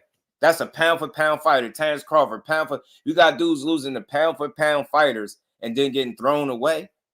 That's crazy to me, man. That's crazy work, bro. It's crazy, man. Hell nah, I ain't doing it, bro. I ain't doing it. Who next? I want to know who next. Who next, bro? Who next? The next person who they throwing him away. One loss. See, I told you, exposed. I'm like, man. Sometimes you just lose, bro. You ain't about getting exposed. You just get beat by the better person. Just get beat by the better man. And all the EJ and Wilder fans just ran off YouTube.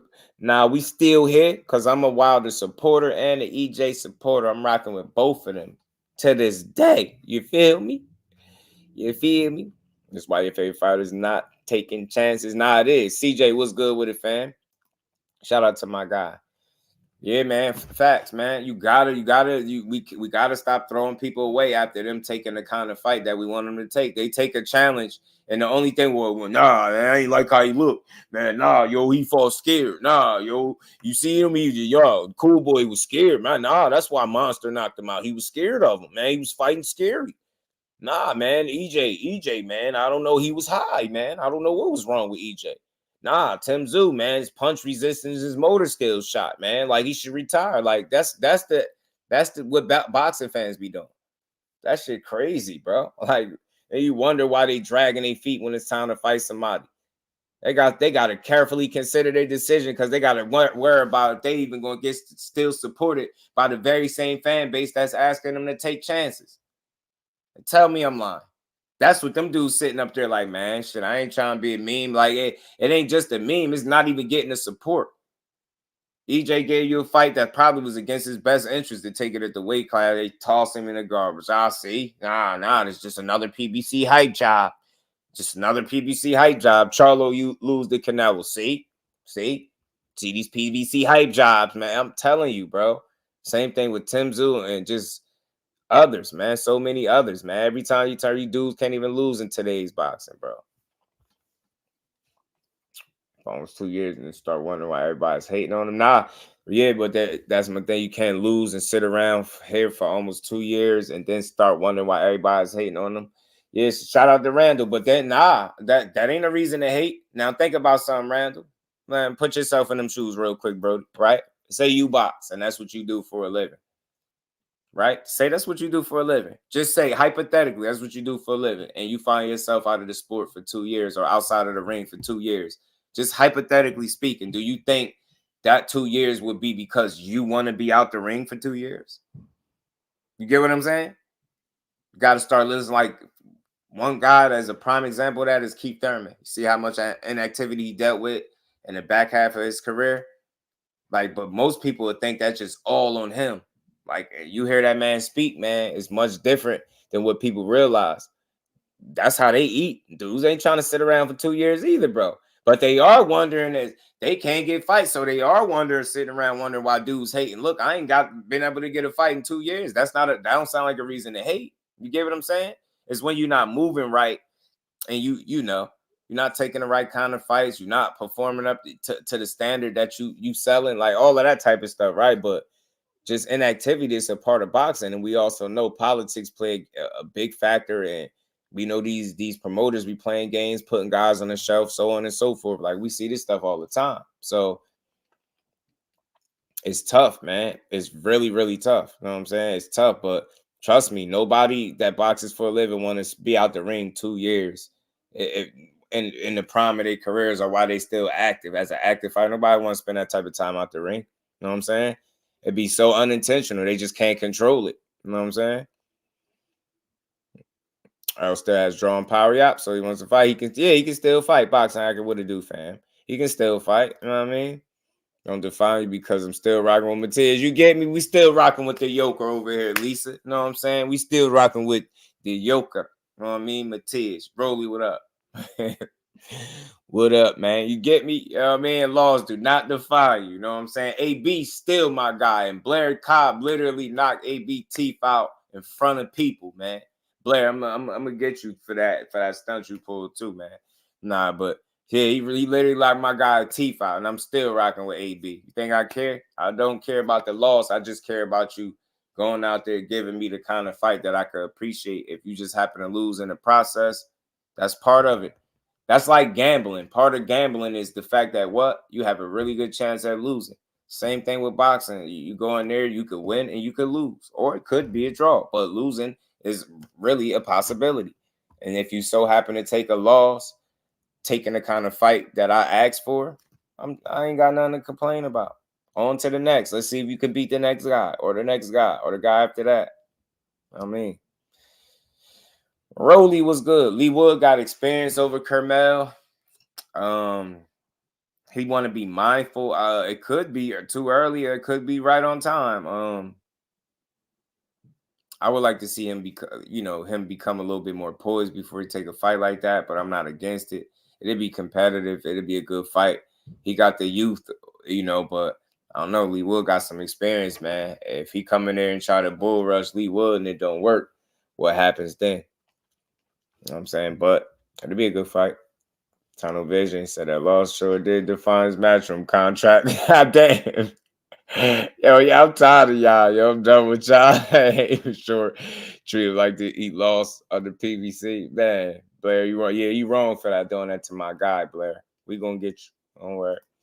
Mike Down is still rocking that Floyd Trip 2 necklace. Ezzy. Big AB is #1 fighter. Talk to him, Motown. Still #1, man. I still play my AB, man. AB. Talk to him, AB, man. Talk to him, bro. Talk to him, AB. You know what I mean? AB still a guy. Still one of the guys. Hold on, man. Let me get back to it. So let's keep rolling, y'all. Let's keep rolling, man. I got a few more minutes. Let me talk about this. Again, man. Shout out to the Queen Seniesa Estrada. You know, she hanging up the gloves at the, well, she's at 23 years of ups and downs, but you know, she was a 13-year pro. You know what I'm saying? 13-year pro. You know, she dropped that on her IG. Her farewell to the game.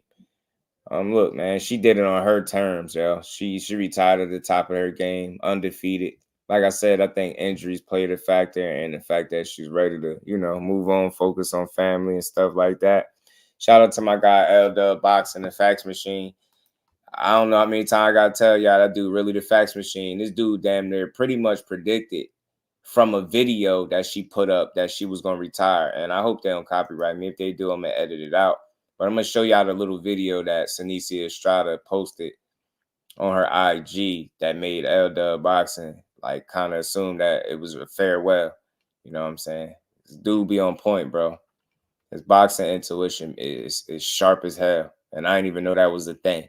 But he damn sure got some boxing intuition because he seen the video from her and, you know, he felt like that was the writing on the wall. But let me play this little short clip from the champ because she damn sure retired at the top of her game being the champ. I'm telling y'all, L-Dub's one of the most resourceful people out here. Always on point, bro. Shout out to my guy, Rude Exposure. Seniesa Ducker the Valet rematch. Nah, I know people would love to say that, but I think she'd beat that girl. Didn't she beat her the first time? Ain't that the last? That's the last fight she had. Am I tripping? But I don't think she ducking no smoke. I can't put that on nobody that was willing to fight any and everybody, you know. And sometimes you just got to know when to call it quits, and you do it on your terms. Just like Andre Ward, you know, they complained when he first retired. They said how much money he left on the table, how many fights he left on the table. But that's only because they wanted to see him lose. And sometimes people, especially the haters, they hate to see a good one retire on his own terms. You know what I mean? And Seniesa Estrada, well, I think she was 26-0. She finished 26-0. She did it on her own terms. So just could appreciate it. But again, shout out to LetsBuild. He seen this post on her Instagram. Killer B, what's good with it, fam? Thought Valley want to fight. No arguments, man. No arguments. Valley's a damn good fighter, Gertz. Damn good fighter. Yeah, man. Crawford have a tough time in the octagon with Conor, and Conor don't stand a chance in the boxing ring with Crawford. But let me play this video. Ooh, but I see why he would think that sitting there watching the video, listening to the song, seeing the collage that she put together. I mean, look, it's dope. Look, you always hate to see a dope fighter go, but you like to see them do it on their own terms at the top of their game before they could take a loss and any of that. I love to see it. I ain't gonna lie. I love to see people retire on the absolute top of their game. And she, you know, she had a nice little farewell, man. Dear Boxing, thank you for 23 years of ups and downs, for 23 years of the worst and best years of my life. Thank you for giving me life. And what else she said? Thank you for giving me a chance to inspire others, but I know I won't miss you. No regrets. I did all I could. Today it ends at 26-0. And I love that, man. She did her thing, man. She did her thing. Charismatics. You know, is the relation based off his money? Yeah, man. So she's out of here, you know, but don't hate on my baby. Yeah, man. She really, he said Valley really won. Y'all just going, you know what? Y'all about to give me some homework when I get off, but hold on. Because y'all ain't about to do this to me.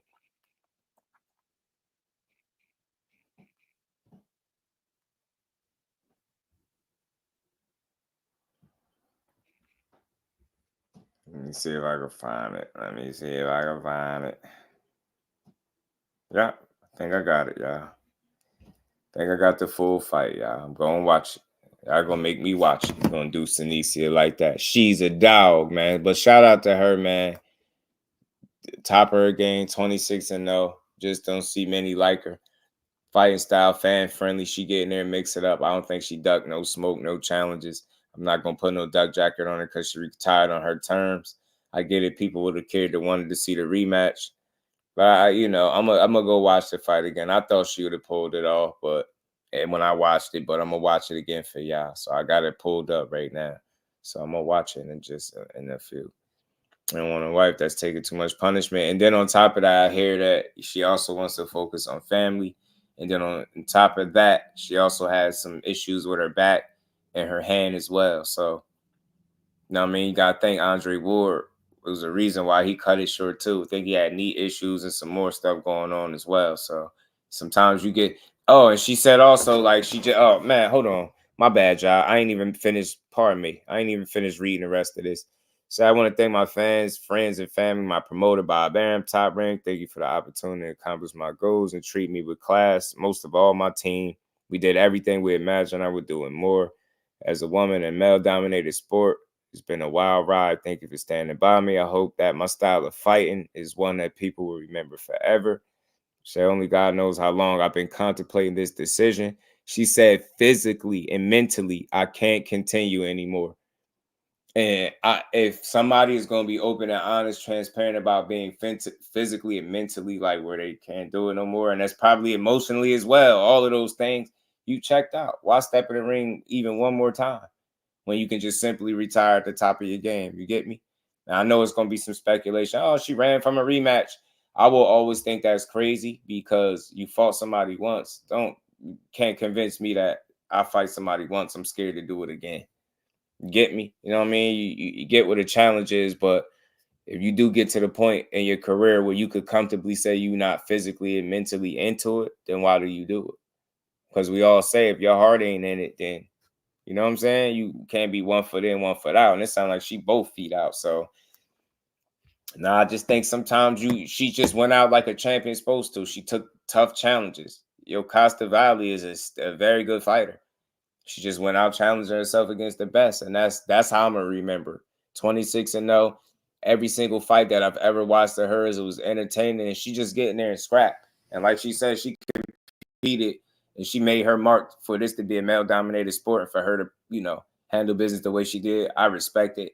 I appreciate it. I rock with it, man. Shout out to the champ, Seniesa, Estrada. Hey, yo, what?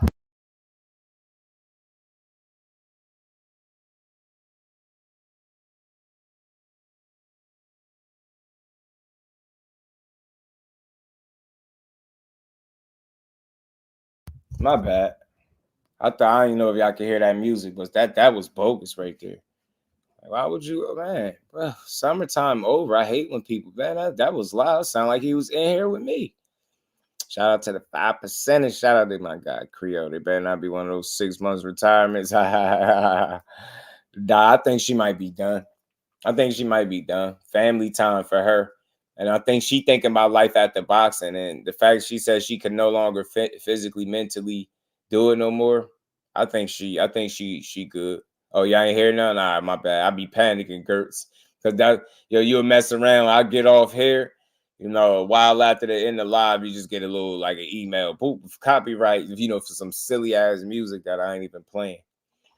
Biological clock is ticking. Right, Rod. You know what it is, right? And she thinking my life after boxing. I respect that. I respect it. Still want to see Charlo at 54. He's still the king of that division. Facts, Kevin. They gotta put some respect on Charlo, man. On Charlo name. Busy, my guy, what it do, family? How you feeling, bro? So I seen LeBron James comment on IG saying once champ as a champion. I don't know LeBron who she was. Fire. Oh, you ain't know LeBron knew who she was. Fire. Yeah. Once a champ, always a champ. Shout out to Boxing says she fighting one. Yeah, she's one fighting chick. Yeah. I love her. She gave it everything when she fought. So a person that never dug smoke, that took challenges head on, that stood tall, that always got the job done. I'm gonna give her the benefit of the doubt, the respect I think she deserves as a champion. Like, I don't think she ducking nothing. You know what I mean? I think you do it on your terms, though. You know what I'm saying? And especially if you get into the point where you contemplating it in your head, you don't go in there with no your Costa Valley. Yeah, that was the first fight was a close fight, competitive ass fight. You get me? So let alone going to do it again and you in your mind like halfway in, halfway out, or sound like you 2 feet out. You don't go do that again to go satisfy. Like, if you really a fan of hers, you just appreciate the 26-0, every challenge that she took, every fight of hers that you was able to see, and how she represented the sport. That's why it's easy for me. This is a prime example to just show you how you can be a supporter even in retirement. I rock with her. You know what I'm saying? I ain't gonna say I'm sitting here doing. I was a live stream talking about Seniesa Estrada, but anytime she was fighting and I was around, I watched it. She was a good fighter, man. Damn good fighter. Very exciting to watch and dominant too. You get what I'm saying? One of them small ones too. Small chick, man. But she was scrappy. She could fight. She really got in there and fought. You know what I mean? Fought her heart out. So I respect it, man. Salute to her, man. Hope everything work in her favor. Yeah, he ain't lose him in the ring. Big Charlo's still the guy at 54. I think he's still the man to beat at 54 until somebody show me they can beat him. I ain't saying they can't. I think it's some tough challenges there for him. Like, since his venture up to 68 to fight Canelo, you know, there's been some emergence of some names and some players at 54. And like I said yesterday, when Boots get there next year, and I'm just assuming that's my bold claim that he's going to be there next year at some point, that division going to get even crazier. That division going to be on fire. And it's crazy. Like I said, I might have to do a separate live. 154 is the new 147.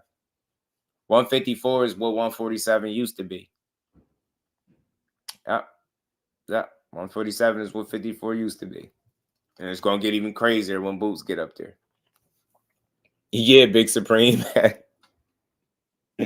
I ain't gonna lie, that threw me off too, Big Supreme. I ain't gonna lie. I ain't gonna hold you. I don't know why I usually don't put too much thought into that type of stuff. But when somebody was saying it to me, I was like, I just couldn't wrap my head around it at first. I was like, oh, Chris, man, all right, okay. Some stuff ain't for me to understand. Okay, I got it. That's one of them things. Time for Jamel to get back in there. Right. The 14th, bro. He's supposed to be getting back in there. Both of them. Him and his brother are supposed to be back. So hopefully that the reports is accurate and don't nothing change on that. I think Errol Spence might have 1 2 max fights at 54-60. I wonder, man. I just want to see him in there sooner than later. To be honest with you, Errol Spence. The sooner the better, bro. The sooner the better. Because we just don't know what to expect from him. Just don't know what they expect.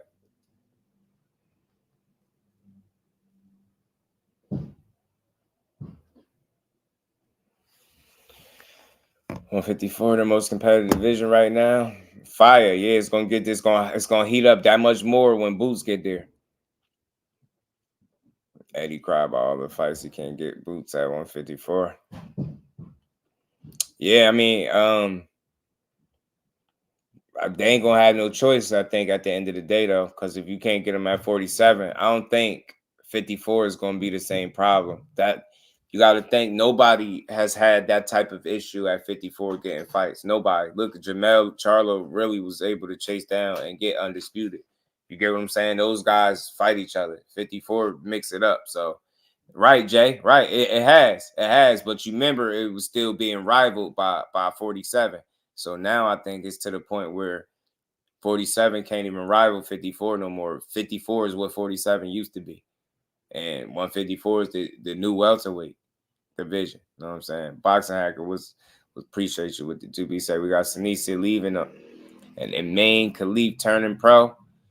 Yes, sir. Shout out to and you, we ain't bro. never got to box again. Well. I already been getting these back, but now it's time for you to get your just do.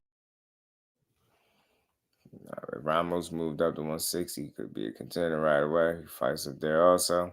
I hear some rumblings about Ramos and Jamel Charlo too. So we'll see. I think 154 is hot though. I think he's still young, so he's gonna probably want to stay put for a while. Yeah, I know, Kevin. The same thing, but I think he will. I think he'll be able to get him. I think he'll be able to get the fights. Everybody at 54, little key be at 60.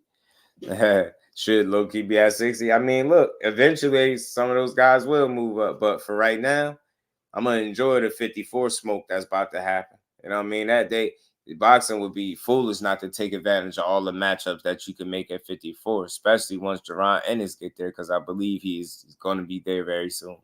I believe that. I believe he will be there very, very, very soon. Very, very, very soon. So they rehydrating 175 on fight night. Yeah, dudes be huge, bro. About to be Demetrius Andre 2.0. I think he'll be all right. I gotta stay optimistic for Boots, man. I'm hopeful that he's able to get the fights that he needs, man, to move his career along. You know, you think about Boots and Jamel fight. I think it's a good ass fight if it was to come to fruition. I think it's a good fight. I think Jamel Charlo make entertaining fights with whoever he get in there with. And the same thing with Boots. I think stylistically, that'd be a fun fight to watch.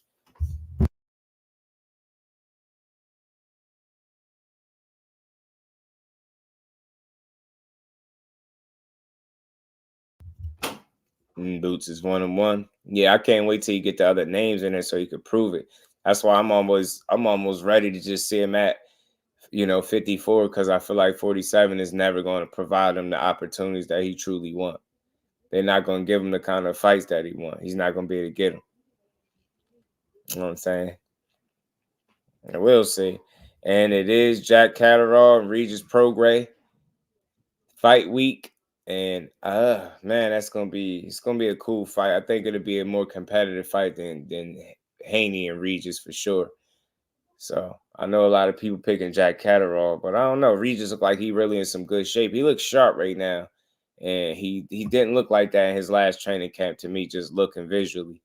But hopefully everything been on the up and up in training camp, and he go out there and could redeem himself. Because I think people forget, man, that Haney loss got people forgetting that Regis was a dangerous guy, man. So Jack Catterall ain't been looking the absolute best. He ain't looking like no unbeatable guy either. So I seen the way he looked against Jorge Linares. I wasn't overly impressed. He looked pretty regular against Jorge Linares. He didn't look razor sharp or none of that. He just looked like regular against Jorge Linares, a guy that's been knocked out several times. Like, I thought he would have been able to beat him a lot more convincingly.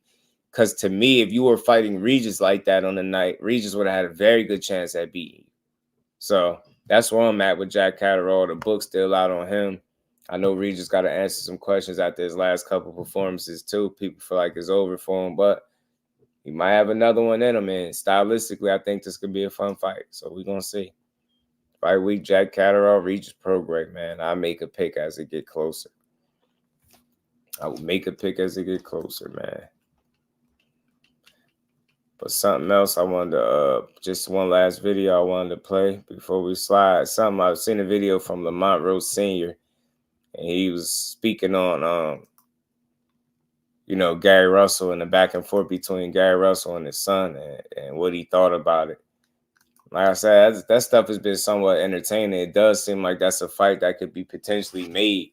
But the only problem with that is the same problem in any Gary Russell potential fight, his inactivity, and if he's going to get back in the mix, and if so, what weight class, right? So it's hard to really interject yourself fully in the mix if you're not in position to get fights, if you're not even active, right? If you're not even on the chessboard, you can't even play in the game, right? You're not even in the game. How you going to make anything shake? So I hope so, man. I seen somebody speak on that, but I would like to see it. But I'm going to play this last video from Lamont Roach Sr., and we're going to get up out of here, man. Shout out to everybody in the building. Smash that like button for you, bro. All right, I'm out here with Coach Lamont Roach, man. I got to get your thoughts, man. That Gary Russell, man, all fight hype interview, man. What is your thoughts on that? Disappointing, to be honest with you, man. You know what I'm saying? For a guy, in the area to be talking reckless like that against a guy he claims to be, cool with or whatever, man. For real, DC, what we call it some sucker shit, to be honest with you. Yeah, I'm very surprised at this time, knowing he's preparing to get ready for the biggest fight of his career, and he got to deal with sidebar issues from my area, man. But it don't surprise me coming from my area. We know how our area is. It's sad, man. It's sad, man. But at the end of the day, man, we're in a position for a reason. Gary wasn't even mentioned for the fight, so I don't know what he was talking about, to be honest with you. He had plenty of time to make his run when he was on. As far as I know, he still coach Gary to me. As far as you know, because what he hasn't had a fight in the last 2 years, I would say. 3 years, man. You get that lick back with Masayo or something like that, man. And currently, right now, Lamont is the only sanctioned body champion in the DMV at 130, correct? Yeah, only one. Only one. The only one. The only one. He holding it down. You know what I'm saying? But, come with the territory. You know what I'm saying? I'm kind of shocked, it came from him. But, it is what it is, though. You know what I'm saying? But we focus on Tank, man. We ain't think about no spawn. You can go somewhere else with that. We ain't spawn you or nothing. You know what I was gonna say, man, that would be kind of crazy in my opinion, right before a fight, because anything can happen. It's negative energy, man. Yeah. I don't need negative energy. I'm on positivity time, man. You know what I'm saying? We never did nothing but support the Russell family. You know what I'm saying? So it is what it is, though. You know what I'm saying? He's just in line with the rest of the man to feel that way. You know what I'm saying? It ain't nothing new. You know what I'm saying? Just shocking, but ain't nothing new. Ain't nothing new, coach. Hey, man, packed house tonight. You getting ready for, man? It's seven fight tonight, man. Got a whole lot of stablemates fighting tonight, man. Yeah, man. That's what it's about right now. You know what I'm saying? We got these kids out here, prospects, two of them are stable. You know what I'm saying? And kids in the area about to put on a great performance, man, and try to make their mark in this sport, man. That's what it's about. You know what I'm saying? I'm about giving back, man. You know what I'm saying? So that's what I'm doing right now. Prove it's in the. I don't just say it, I do it. I got to ask you, going back to the Gary situation, man, I know you got a lot of calls behind that. Hey, yeah, it gets calls, you know what I'm saying? A lot of calls, you know what I'm saying? What's up, you know what I'm saying? But, it ain't nothing to me, you know what I'm saying? It's just somebody, I don't know what Gary going through, what he want right now in his career. Stagnated or whatever. He 36 years old. Ain't fought in almost 3 years, man. So, he not even on our radar to be fighting or talking about, man. You know what I'm saying? If he want the Tank fight, that's between him and his handlers. We ain't got nothing to do with it, Slim. We focus on Tank, Javante Davis, December 14th, man. That's all we focus on. We ain't gonna let none of this sidetrack us. Man, I appreciate the time, Coach, man. But, I got to ask you this, man, because people want to ask. And shout out to him, man. Shout out to Lamont, Roach, Jr. and Senior. They sound just alike, bro. Laid back as hell, cool, smooth, cool as the other side of the pillow, bro. Easy to root for, too. Yeah, very level-headed, Aisha. Very cool, easy to listen to. That's Lamont Roach Senior, bro. Lamont Roach pops, and they just focused on Tank. He said he was a little surprised that it's coming from Gary Russell. Somebody from the area. He wouldn't expect him to be coming like he coming, but it is what it is. He said it come with the territory. They ain't worried about it. They Roach pops. So they focus on Tank, and as they should be. It's a big opportunity. Could change their situation, not only their situation, their career. The upside of beating the Tank Davis is crazy for Lamont Roach. So I got to not only motivate him, but his father and his team as a whole. It's not about being scared when you're at this level. It's about stepping up and proving that you belong on that level in there with that caliber of fighter. So that's what Lamont Roach got to prove. Tank has proven it time and time again. It's Lamont Roach that still needs more proving, right? So that's fair, but I still think it's going to be a good fight. Get slapped. Xavier Connor, shout out to you, man. Y'all make sure y'all all smash that like button if y'all haven't. Sub to the channel if y'all haven't. If you in here, make sure your notifications on and rock out with your boy, man.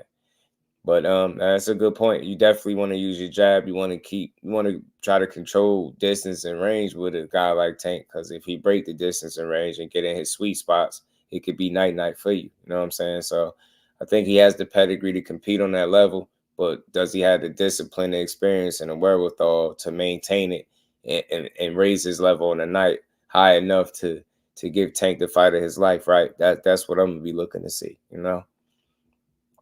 That's that I thought his father died a couple years back. Nah. That's his pops. That's his pops. That's DC for you, the homer where people ain't never seen Texas, but will be diehard Cowboys fans.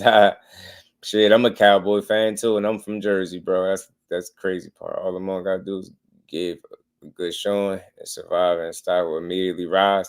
Yeah, some people say this fight going the distance. Not a lot, but I heard the argument a couple times. People say this fight gonna go the distance. Lamont Roach gonna make it through the 12. all that good stuff. So we'll see. We'll see if he actually makes it through 12. But it's gonna be a great fight, I believe, for as long as it lasts. So I'm rooting for, a great fight. I'm rooting for boxing. I hope people get a show that if you didn't miss it because you was hating, I hope you regret missing it, And shout out to Alexander Usyk and Tyson Fury. They got their press conference underway. Number 9 was good with it, fam. It's going to be a fight, not boxing, but a good old fight. Lamont wanted to try to keep it boxing, though, man. That's the thing. Most guys can box a bit with Tank, but can you fight with them? So you want to make it a boxing match as much as possible, or you just want to mix it up. You know what I mean? He said, yeah, they're definitely laid back, but how will that make the press conference exciting? Because when you in there with a Tank been showing you more of his personality, his energy, and I think it's been getting responses from people that could be entertaining. Ain't Frank Martin laid back? Wasn't you entertained by that press conference? Frank Martin is a laid back guy, right? But you see how fun that was because he had to like stand his ground with Tank because Tank was embracing the show and just being him and letting this my shit, you just hear. You know what I'm saying? So that turned out to be highly exciting and surprisingly entertaining, right? Because Frank Martin is usually a quiet, reserved guy, but Frank had to come up out his shell a little bit for Tank. You know what I mean? So I think they'll make it once he start to respond, and once they get a little chippy and they start making little comments. Tank look for any reason to be mad. So all Lamont Roach got to do is say he coming to win, and Tank gonna say something, and then it's gonna watch. It's gonna be something real small that's gonna start the back and forth, and I'm gonna be like, here we go, press play, get your popcorn, cause the show gonna start. Yeah, man, me too, Mr. Empire, man, me too, man. Yeah, that'd be interesting if he can do that. Yeah, he had to interact. You get me, Creel? He just had to. So it's going to be fun. It's going to be fun.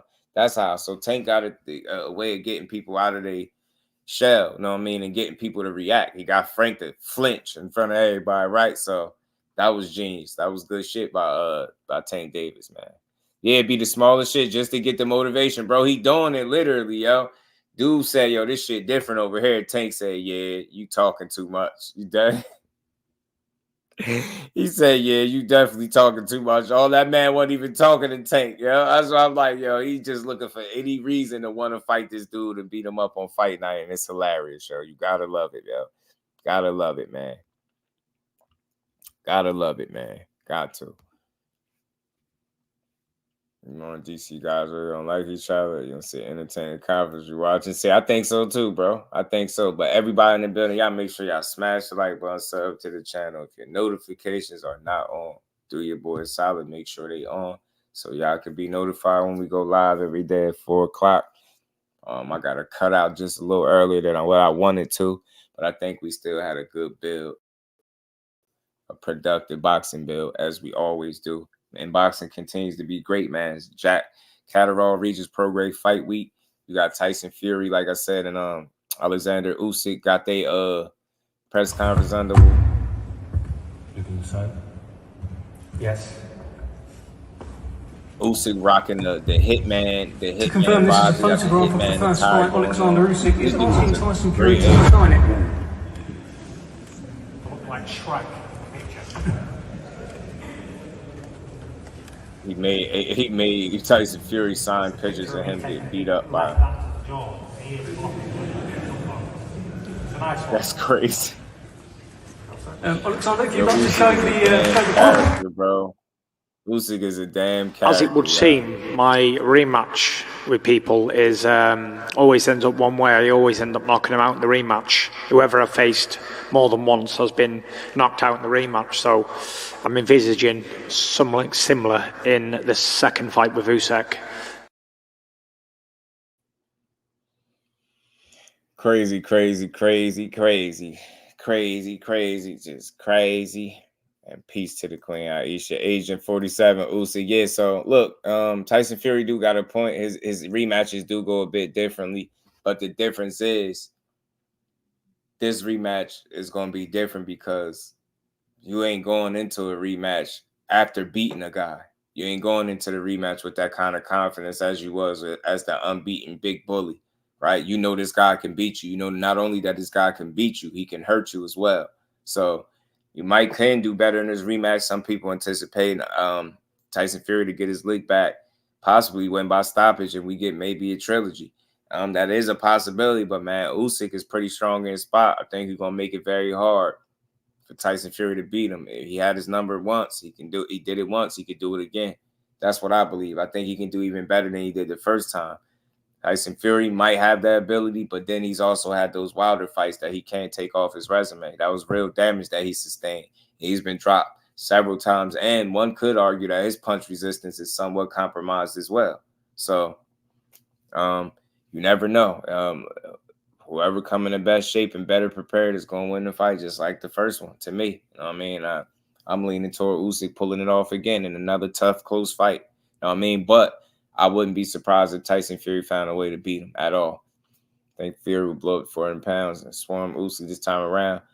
To that point, I don't think he'll put on that much weight. But I get what you're saying, right? But he did speak, Damon, to your point, he did speak about bulking up, putting on more weight for this rematch, something to that effect. And I think he's thinking of doing exactly what you're saying, wearing him down, probably leaning and laying on him and not letting him box and be smooth, not be Usyk, right? Not let him set his feet, get into his rhythm and all that type of stuff, right? So that's something he might be looking to do. And the fact that Usyk has been on record for saying that he was thinking about going back down to cruiserweight because he's tired of doing all that eating to gain all that weight to compete with the bigger guys. And if I seen that and heard it, then I know maybe Tyson Fury. So I don't know. Maybe it's a bit of, thinking he can get some type of competitive edge if he pack on more weight. But that could backfire.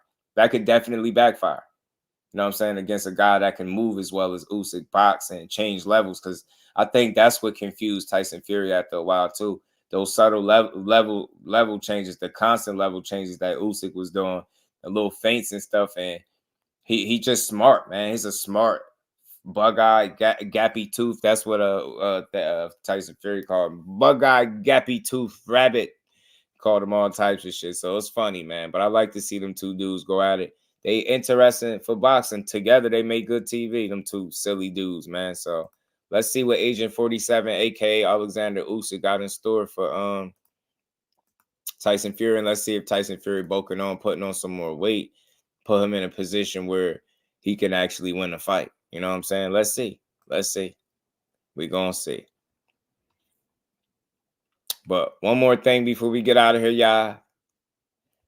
One last clip. Tell me that y'all seen the clip of the MMA fighter that fought in a boxing match and head kicked his opponent unconscious, bro. Tell me y'all seen the MMA fighter throw a head kick in a sanctioned boxing match and proceeded to knock his opponent out cold. Look, check this out, yo.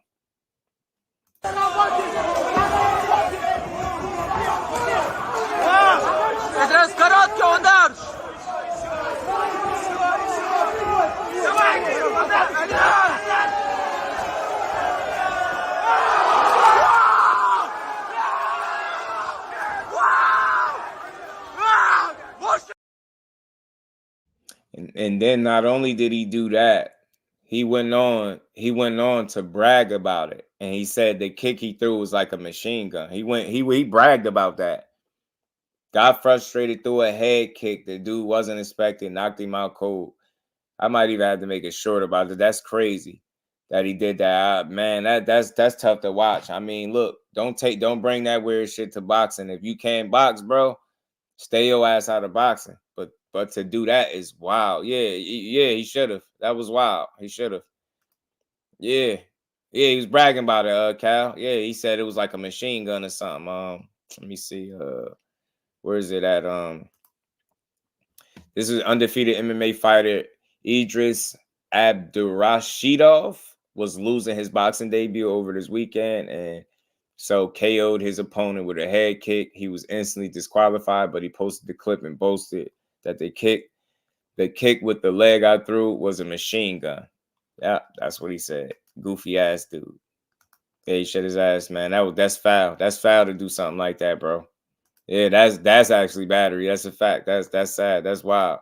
Tell Devin that may actually facts. Alan, shout out to you, bro. Appreciate everybody pulling up. rocking with me with another boxing build. I appreciate all y'all, man. That's something you sue for sure. That was wild. That was wild. He definitely should be suspended. Definitely. He said, I think his muscle memory kicked in. Now, he bragged about it. His ass got frustrated, just did some BS, but he wasn't remorseful at all. So I think he did it on purpose, intentionally, which is foul. But that's boxing for you, man. And I know that's not boxing. That's MMA guys for you in boxing. Tripping out, doing wild stuff. I mean, that's something that you'll never want to see. That's bogus, bro. That is definitely bogus, 100%.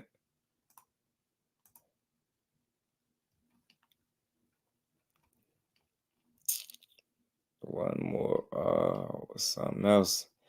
Did y'all ever see this video? Look how this referee. Imagine y'all see y'all in a fight and the referee doing this.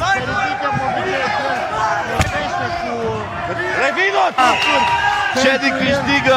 Ce surpriză! Se pare că e conflict. Nu se te lovească și vedem dacă e piciorul în continuare. Hai mă, ieși afară. Hey, yo, water breath.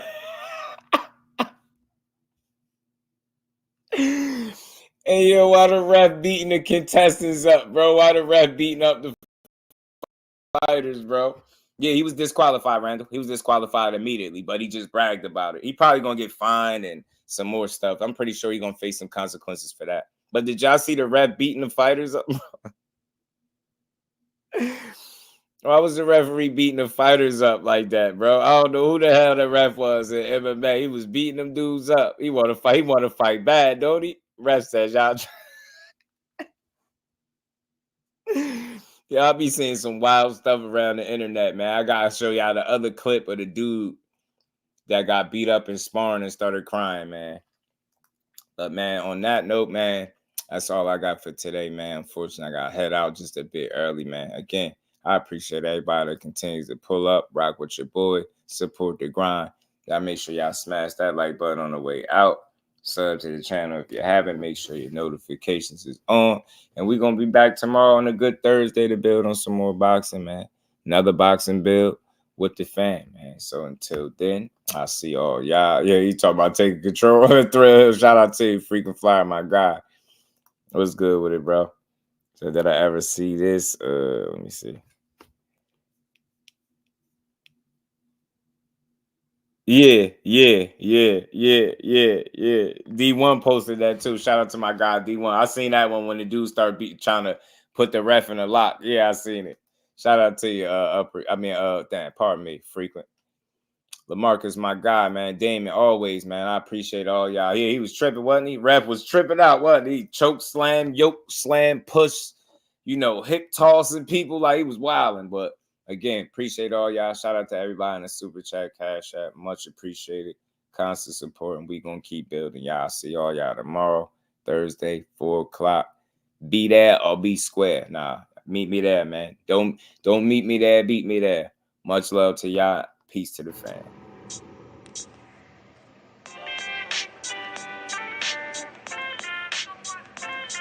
Yo, you know the deal. We back again.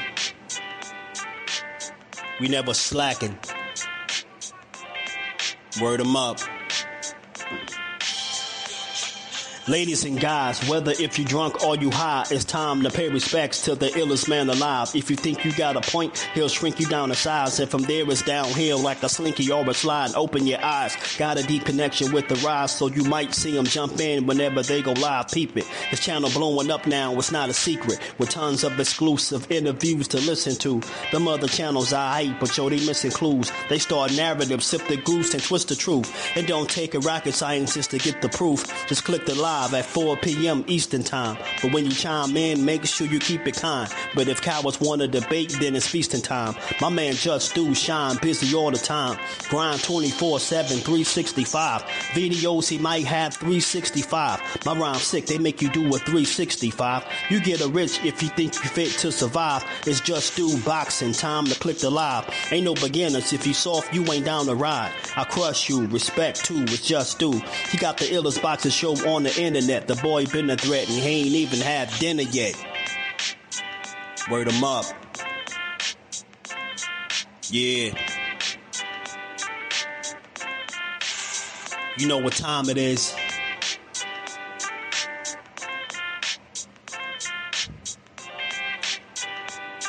$4 p.m. Eastern. Click the link. In the building. Make sure y'all subscribe to Just Do Boxing, the best boxing talk on YouTube. Just Do Boxing in the building, 4 o'clock shorty, man. Y'all make sure y'all check him out. He's going to be live today at 4 o'clock, man. And he's going to be spewing some good stuff as he always do with an unbiased approach, man. He's probably the most unbiased channel on what's going on. And one of my favorite channels, if y'all into that pugilistic perfection, if y'all into that boxing, that's that boy Just Do Boxing here on YouTube. Make sure y'all check out Just Do Boxing, the only unbiased boxing channel on YouTube, because I am definitely